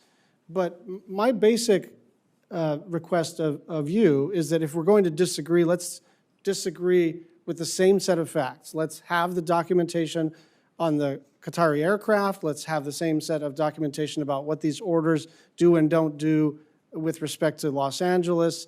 Because if we're just going to scream past each other and then see who succeeds more on the internet, that's actually not the way to do this work. We're supposed to be in struggle against each other, but in a way where we actually have all the information. You have our information. We have yours, and so I'm hoping that we can get some documentation about both matters in a nonpartisan, bipartisan way. Thank you. Senator Bozeman and Senator Sheehan. Thank you, Mr. Chairman, and thank you all for being here. Thank you for your service to our country. Mr. Secretary, Ebbing Air National Guard Base in Fort Smith, Arkansas is the home to the F-35 Foreign Military Sales Pilot Training Mission. They recently graduated the first 2 Polish pilots, an accomplishment we're very excited to see repeated. Mr. Secretary, can you explain the importance of training our partners and allies on American systems and how that enables mission readiness and deterrence around the world? Senator, it's a great question and a great point. Our ability to project power by, with, and through allies is one of the most important force multipliers that we have, including not just these sophisticated platforms like the F-35, but the training of their people, and including something we're putting a lot of emphasis on, which is military-to-military training, which creates enduring bonds over generations that we're then able to leverage for future capability. So I'm encouraged to hear about those 2 graduations. I know it's a program we're investing in. I know it keeps our defense industrial base robust. It also projects capabilities to allies and partners. So that's a program we're aware of. We think is very important, and appreciate you raising it. Very good. General Kane, we've seen how quickly munitions are expended in high-intensity conflicts like in Ukraine and Israel. How vital sustained supply chains are in modern conflict, the importance. I had the opportunity of taking your predecessor into Camden, Arkansas. Yes, sir. To see the great work our industry partners are doing to help solve the problem. However, the department's organic industrial base also fills important capability gaps. Do you believe the department's organic industrial base meets our munitions needs? And if not, where can we invest more to fix that? Sir, I appreciate the question, especially about munitions. You know, one of my jobs as a chairman is to make sure that the youngsters have the combat capability that they need at scale before they need it. So I appreciate the committee and the Congress's investment in the defense side of the munitions build base. My hope is, as I've talked about with some of the committee leadership before, is that we can raise everybody's capacity. Do that through changing the culture in not only the munitions production, but across the entire national and defense industrial base. Encourage competition to keep the prices down. Write better contracts and increase the overall capacity. So I appreciate your investment in the government side. I hope we can continue to grow the private side as well, not just here, but also in our closest allies and partners. It's an important issue, sir. Thank you. Very good. Thank you. Mr. Secretary, while Ukraine's Operation Spiderweb was a success, it also highlighted just how vulnerable our installations remain to potential attacks, particularly from emerging threats. Putting on my Milcon chair hat for a second, how does this operation change the way we think about installation security, survivability? It's an excellent point, sir. I will say that even before that operation, it's something we've put on the forefront of our planning, of the conversations the chairman and I have on a regular basis. It's force protection, forward deployed, but then it's also a recognition here in the States. It's cheaper, attritable, commercially available drones with small explosives represent a new threat, as was exemplified in that operation. That day, we met and our staffs met to reevaluate and ensure we're doing enough and to get a full layout once again of the force protection CONUS and OCONUS to see what systems we have and which ones we need and which ones we can fast forward so that our troops are protected. First and foremost, forward deployed. That's the question about from Ukraine to there as part of that, but also in our homeland. And that will be part of Golden Dome also, the reality of drones of different types. But it's a critical reality of the modern battlefield that we have a responsibility to address. Thank you very much. Thank you, Mr. Chairman. Thank you. Senator Sheehan, followed by Senator Capito. Thank you, Mr. Chairman. Mr. Secretary, General Kane, welcome. Thank you for being here. Both of you mentioned in your opening remarks the challenges with our defense industrial base. And General Kane, as you think about that, how do lead times for the defense industrial base affect your ability to resource worldwide operations? And are you concerned about those delays? Well, Senator, thanks for the question. And I recall our conversation prior to my confirmation about my opportunity to run a manufacturing business earlier in my life. And, you know, the importance of decreasing lead time in order to backfill the magazine stores if we were to get into a high-end conflict anywhere in the world will be really important. And as the Secretary and I consider what does the force of the future require for the munitions, I'm always thinking about lead time and what has to be true to solve the problem of shortening that lead time and frankly also lowering the cost to the taxpayer while assuring the quality that we need out at the tactical edge. So it's a key portion, ma'am. Mr. Secretary, when you were asked about the impact of President Trump's tariffs under Section 232 on the defense industrial base, you commented that you're in the business of tanks, not trade. But you can't buy tanks without trade. And the administration's steel and aluminum tariffs are having an impact on the lead times for our defense industrial base. I've visited companies in New Hampshire whose lead time has gone from weeks to years because of those steel tariffs.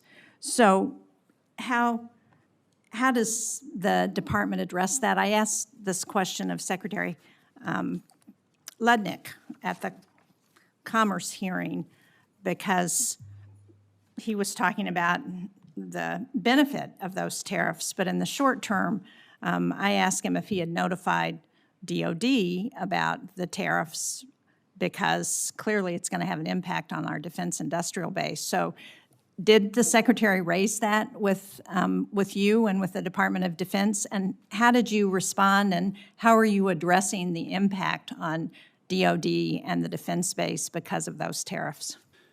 Secretary Lutnick and I have had multiple conversations about this, and I'm grateful that he is leading the charge on rebalancing our trade relationships. And a big part of one of the things, complicating factors we face at the Defense Department is critical systems, whether they're tanks or munitions, you name it, that are reliant on supply chains elsewhere. And rebalancing that trade relationship means you're bringing industry home, you're bringing capabilities home. I understand. Right now we have a lot of vulnerabilities in the long term on that. How the benefits accrue, but in the short term, how are you addressing that issue? Because there are short-term impacts, and how are we going to address that if we need munitions or tanks or whatever it is, and we don't have the steel and aluminum because of the tariffs?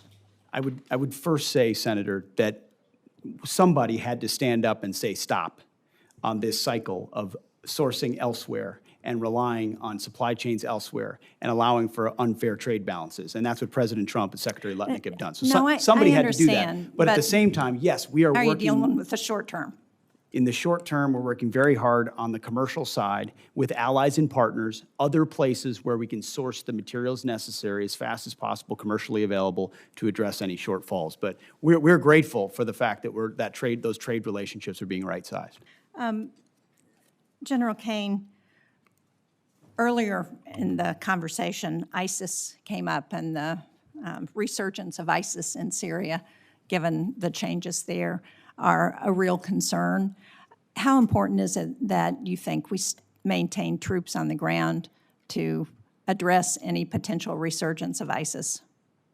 Ma'am, I don't recall the conversation being linked to any particular part of the world. It wasn't. Yes, it was ma'am. just about ISIS. But I'm asking you because Yes, ma'am. Syria is the most likely place for ISIS to resurge, and we know that there are cells there that are, we've seen it in the last few weeks where they attacked. Yes, ma'am. I'd be happy to sit with you sometime in a different setting to talk about the CT threats and my views on them at the classified level. I think I'm actually somewhat hopeful around the pressure that we have against ISIS in Syria right now, given the change of government there through a unique set of circumstances that nobody could potentially. I agree. My concern is the withdrawal of U.S. troops would provide an opening to ISIS. Yes, ma'am. And of course, I'll defer. That's a policy decision, they'll defer to the Secretary. Let me just correct the record here before I close. I'm out of time, but Mr. Secretary, you pointed out that javelins were given to Ukraine during the first Trump administration, and I support that. But I would point out that he was impeached over holding up, giving those javelins and equipment to Ukraine. So I think as we look at the record, we ought to try and be accurate about how we portray things. Thank you, Mr. Chairman. Senator Capito, Senator Murphy, and then Senator Kennedy. Thank you, Mr. Chairman. Thank you, Secretary Hegseth, and thank you, General, and thank all of the men and women every day that serve us and protect us. We're extremely grateful. Secretary Hegseth, you and your team are working on a national defense strategy. I'd be interested to know when you think you'll be coming forward with that. We know that the last year the Commission on the National Defense Strategy found that, quote, there's a high probability that the next war will be fought across multiple theaters and would involve multiple adversaries. How are you thinking about these interconnected threats, and how will your national defense strategy establish a new force to meet those challenges? And when do you think that report will come forward? Senator, it's the right question. It drives almost all of our decision-making, certainly on a topic related to budget. We did an interim national defense strategy almost immediately upon arriving because with a new administration, our planning guidance was from the previous administration that we think had the wrong priorities or some of the wrong priorities. And by issuing that interim national defense strategy, it allowed our building to plan around the priorities of President Trump. So that was, and that interim national defense strategy focused on defending the homeland, a recognition that that is important, our pacing threat in the Indo-Pacific, and then burden sharing for our allies and partners, making sure that they're stepping up so that we can focus where we need to. I would anticipate that our national defense strategy will include a lot of those ingredients, but more fully developed. I would expect late summer. Okay. Is if I were to put a pin on it.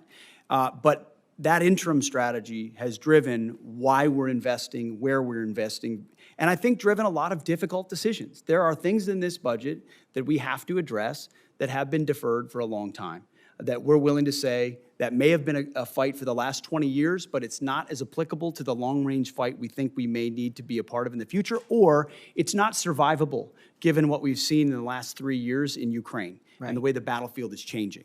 That's what I would hope the American people would expect from their department, leaning on the military expertise of our uniform class to try to get it right. Thank you. We'll look forward to that report, and that leads me to my second question. And I'm interested in listening to all the questions that this hasn't been asked, and this is a question on space superiority. I mean, in my view, I think a powerful destabilizing force would be if China were to get the superior hand in space. General Saltzman has said that he feels that we do not have what we need to fight on our terms. So I would imagine in your national defense strategy, but also reflected in your budget, how does this match with the need for us to become space dominant? I would be remiss if I didn't take a moment to point out that it was President Trump that created the Space Force, when a lot of people said he shouldn't in his first administration, and that's been critically important to us gaining advantages in that space, to include our ability to implement something like the Golden Dome. We also are able to leverage world-class private companies that come alongside DoD to help us with that capability. Obviously, how we rapidly field things is going to matter. And then you'll see, some of which is classified, obviously, ways in which we're investing in this budget to ensure we maintain dominance in space. That is the frontier. That is a COCOM, if you will, that we need to be able to understand fully and defend against and match our adversaries. Well, it's interesting because I think there's a tremendous interplay between the military superiority that we could achieve in defensive capabilities in space, along with what's going to happen in the private sector. Because if we don't achieve this militarily or defensively, we're not going to be able to have the private sector superiority that we all enjoy in every facets of our life. So, last question, you mentioned, and I'm very proud of this fact, that the recruiting goals that we've seen them falling short, with the exception of the Marine Corps. I want to give them a shout out because they were meeting their goals. you said that they are higher. So I assume you have some of the statistics as to how much the recruitment is up. I'm curious to know for women, is the recruitment up for women and how you see that? Do you have the statistics? with Yeah, you? I mean, I think there was plenty of pre-criticism that certain groups would not be interested in joining the military in this environment, and we've seen the exact opposite. Because for us, it's not about women or men or black or white. It's about we want the most qualified Americans possible in our ranks who are ready to go, and they have responded. So I'm across assuming the you have- services, the Army's 4 months ahead. The Air Force is way ahead. The Navy's way ahead. And this is we're gonna meet goals well beyond the goals that were reduced by the previous administration because they could not recruit. So we're talking about far surpassing anything that was done before. Is there one prevailing thought when you're doing your after recruiting, talking to a recruit that's signing up? What's the difference? The difference is a commander-in-chief they believe in, Senator. Thank you.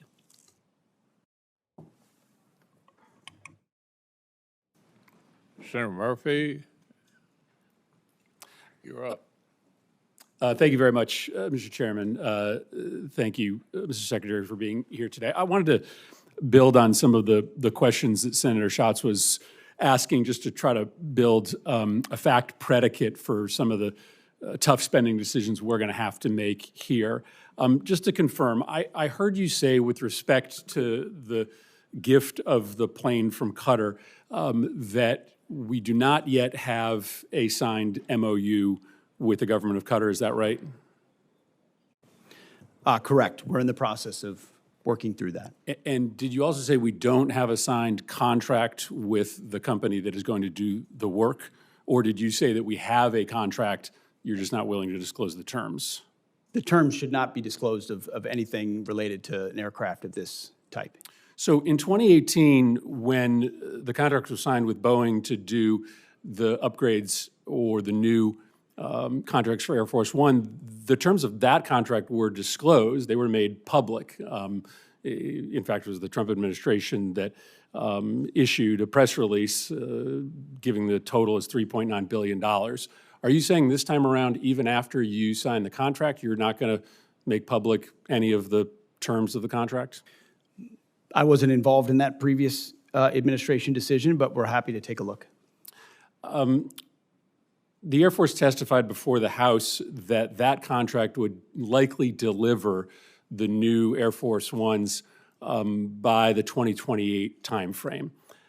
It doesn't stand to reason that you will be able to retrofit the plane from Qatar much sooner than 2028. So I'm trying to understand what the gap is that we're trying to fill. If this contract ends up being $500 million and the gap only ends up being 6 months, that doesn't sound like a wise investment for this committee to make. Senator, I would defer to the expertise of the Air Force as far as timing of modifications and when that would happen, but there's also been delay after delay after delay on the Boeing side, so I don't know that's a firm fixed date yet, unfortunately, can be counted on. So obviously the underlying question here is what is going to happen to the plane at the end of Trump's presidency. The president said on May 12th that this plane would be transferred to his presidential library at the end of his term. Is that your understanding of what is going to happen to this plane? The president said that. That's my understanding, although I would look at what comes out in the MOU. But why would we ask the American taxpayer to spend upwards of $1 billion on a plane that would then only be used for a handful of months and then transferred directly to the president? That doesn't sound like a wise use of taxpayer dollars.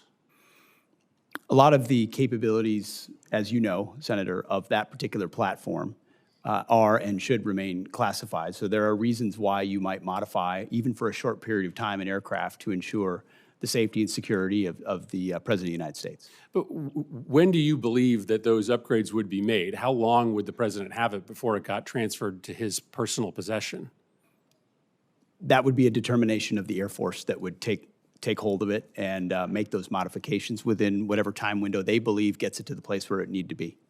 Yeah, I think this is extraordinary, Mr. Chairman. We're talking about a pretty massive investment of appropriations dollars into a plane that the Secretary is saying is currently planned to be transferred personally to the President.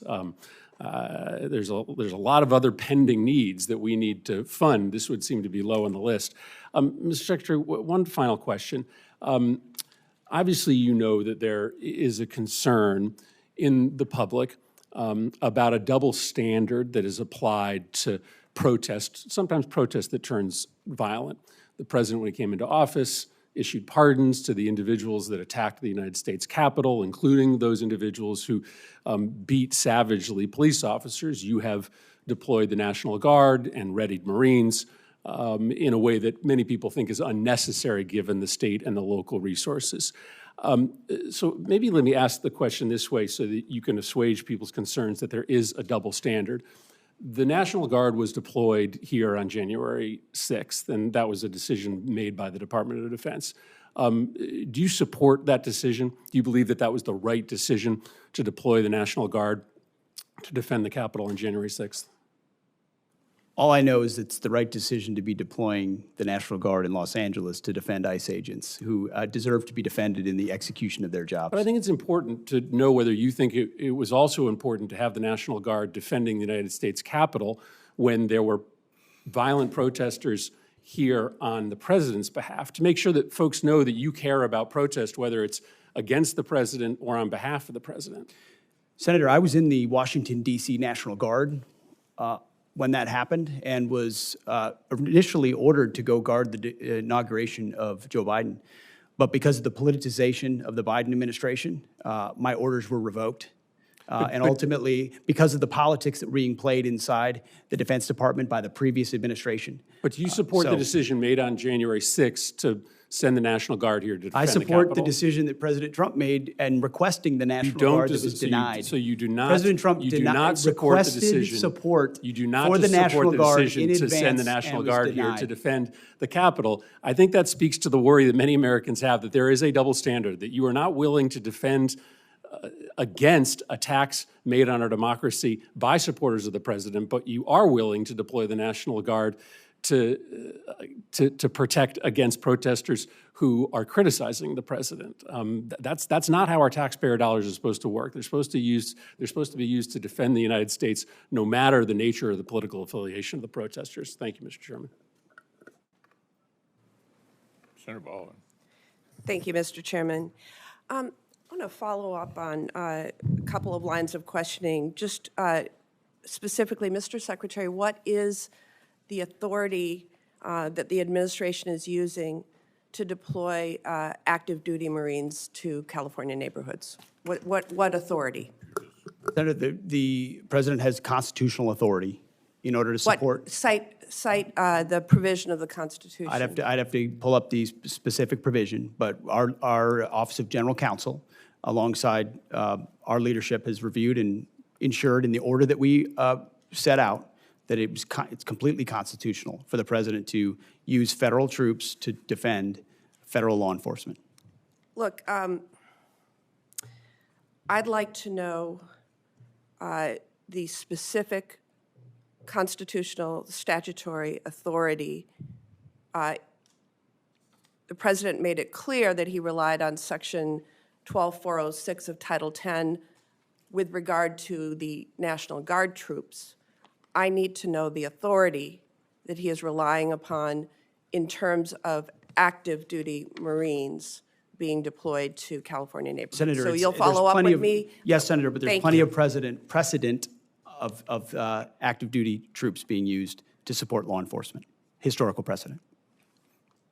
I'm not disputing that. I am just asking you to cite the authority under which the active duty Marines are being deployed to California It's in the order, ma'am, neighborhoods. but we'll make sure we get it to you as well. Thank you.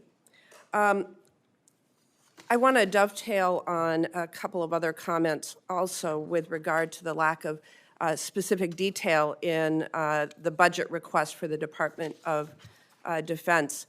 I take great pride in Wisconsin's contributions to our national defense, and that includes many Wisconsinites who are hard at work building the Constellation-class frigate.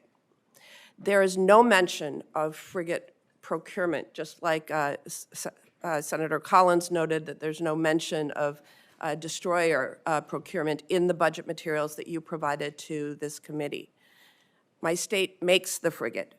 I'd also note that there's no mention of the destroyers, as I said. So really, we are looking at a very incomplete budget request when we are just 4 months out from the beginning of the next fiscal year. Mr. Secretary, this committee takes the appropriations process seriously. I take the hard work of Wisconsin's shipbuilders seriously, and I'd like your commitment to provide this material to the committee expeditiously so we can do our work.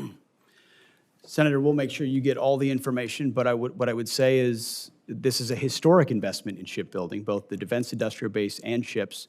In Wisconsin, and particularly related to the frigate, it's been a program with a lot of problems and a lot of delays and a lot of modifications that have led to serious Navy challenges. has called for many modifications to the plan that has. I'm not saying it's all the fault of the shipyard. There are many ways in which modifications were made that changed an existing design so extensively that it led to a ship that was not even capable of the original mission it was supposed to execute. So our job is to make tough choices on some platforms like that may not be funded the way they were in the past, because we have to make some of those tough choices. Well, we don't have any of the detail right now of what your plans are with regard to the frigate or the destroyer, and we need that information to do our jobs. Can you get it to me? We have that information, Senator. We have worked in real time in 4 months to reverse a lot of priorities from the previous administration. We have those details and that information, and we will get it to you. Well, the committee needs those details. So this committee has also worked hard alongside the department to improve recruitment and meet retention goals. The department is planning to separate several thousand service members due to your partisan beliefs about troops who are transgender. Mr. Secretary, I've seen your speeches and social media posts, but what I'm interested in is the sound policy analysis that we would expect from the Secretary of Defense on how this misguided decision will impact military readiness. My colleagues and I have requested this information from you, and we are still waiting to receive it. And so I will ask you now, what assessment did the Department of Defense conduct prior to implementation to evaluate the impact that this policy would have on our national security? Moreover, what is the cost to recruit and train thousands of individuals of comparable experience and skill? Thankfully, recruiting is not an issue. It's at historically high levels, and we're proud of the cross-section of Americans that are joining. What analysis did you do? We did extensive analysis, Senator, and we agree with the assessment of the executive order that was issued by the White House that there are mental health issues associated with gender dysphoria that complicate military service and readiness, and as a result, we made the decision. I have asked for that analysis. Please provide it to me and the committee. We will provide it. And then, Mr. Secretary, I think we can all agree that we are at a critical point in our history with respect to global threats that need to counter adversaries like China and Iran. You've gotten a number of questions along those lines. And I'm disappointed that you are instead focusing on a class of ships named for civil rights leaders. You chose Pride Month to direct the Navy to rename a ship named for Navy veteran Harvey Milk.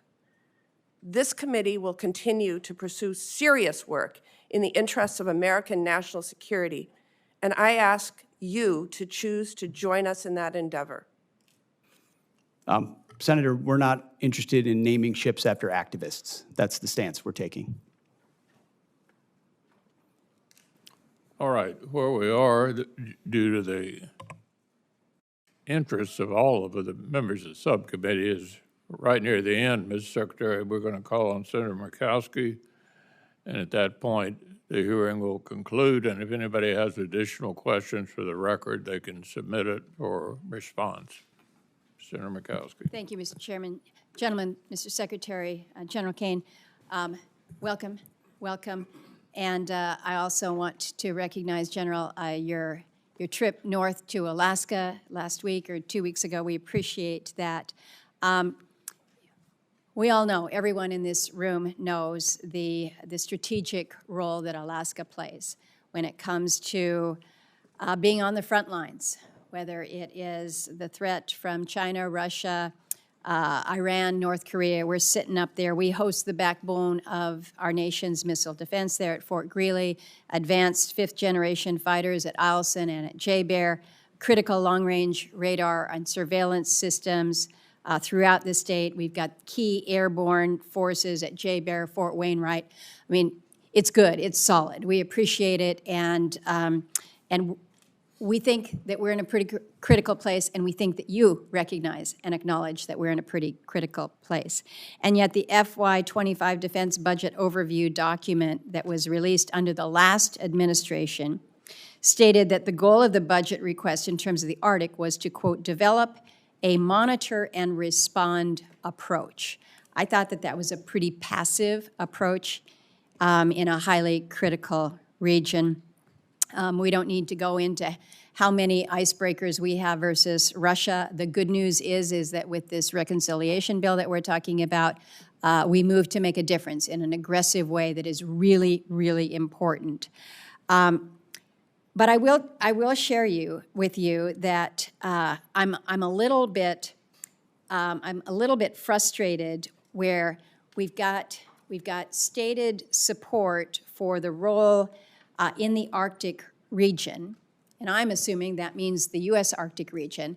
There's a seeming fixation on Greenland that I think sends, I don't know whether it's a troubling signal or a mixed signal, that we're looking past the significance of the U.S. Arctic and the area that is already part of the United States, and happily so. But I like to remind people, everything that the administration wants in Greenland, when it comes to strategic location, when it comes to resources and minerals, we've got it on the U.S. side. So I think any serious Arctic policy has to start with a serious investment in Alaska. We've built it. We need to do more. I would just ask both you, Mr. Secretary, and General Kane, your view of the strategic importance of Alaska and more importantly, the broader Arctic, because this is really, when we're talking about DoD posturing to make sure that we're deterring adversaries in the region. I just came from a relatively uncomfortable exchange with the Army Corps of Engineers. We don't have a deep water Arctic port in the United States. Everybody says it's important, and the signal of importance that we got was a $3 million placeholder in the budget. To me, that doesn't signify significance. I'm going to stop talking to listen to both of you. Thank you. Thank you, ma'am. I agree with you. It's difficult to understate the strategic significance of Alaska, whether you're looking at Indo-PACOM, whether you're looking at Russia, whether you're looking at the Arctic, whether you're looking at space-based capabilities, whether you're looking at energy. You name it, it's both a defensive posture, but also a power projection posture that is centrally a central focus of how we plan. Senator, first, thanks for letting me visit up there. I got a full range of academics from your colleague about Billy Mitchell and air power history. How many times did you hear that? Ma'am, only a few. Okay. But, as the Secretary said, the northern flank is critical, and it's in the right place on the globe for us to be able to do a lot of things from that power projection platform. And so as the department considers through the Secretary force rail, I know it will be high on our radar. Well, I appreciate that, and appreciate the continued focus. There's a lot of focus on the Indo-PACOM, should be, but just remember, we sit right on top of it. We're connected, we're part of that. Yes, ma'am. I'm running out of time. I have been concerned. We have E3 capability up north, of course, but we were all counting on the E7 wedge tail coming coming our way. We're kind of limping along up north right now, which is unfortunate. And the budget proposes terminating the program. Again, the E3 fleet barely operational now, and I understand the intent to shift towards the space-based, you call it the air-moving target indicators, but my concern is that you've got a situation where you're not going to be able to use more duct tape to hold things together until you put this system in place. And so how we maintain that level of operational readiness and coverage, I'm not sure how you make it. General Kane? Well, ma'am, thank you for the question. You know, the E3 and the E3 community have been really important to us for a long, long time. And I'll defer to the comptroller, but you know, the department has a bridging strategy through investing in some additional airborne platforms in order to gap fill while the space-based capabilities come online. Yes, sir. Thank you. Ma'am, we do have in the budget $150 million in FY26 for a joint expeditionary E2D unit with 5 dedicated E2Ds, and the budget also funds 4 additional E2Ds to fill the near-term gap at $1.4 billion.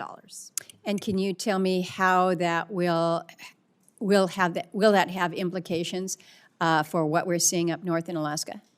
I would defer to the Secretary and the Chairman on that question, ma'am.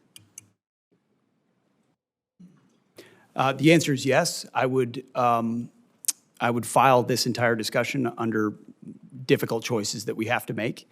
But, you know, the E7 in particular was sort of late, more expensive and gold-plated. And so filling the gap and then shifting to space-based ISR is a portion of how we think we can do it best, considering all the challenges. Well, I appreciate the indulgence of the chair. My time is well over.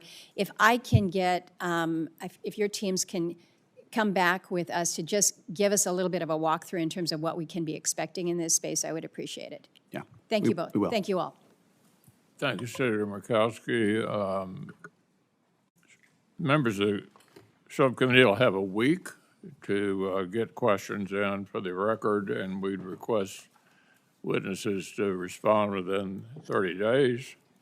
So the subcommittee stands in recess, subject to the call of the chair. Thank you, Mr. Secretary.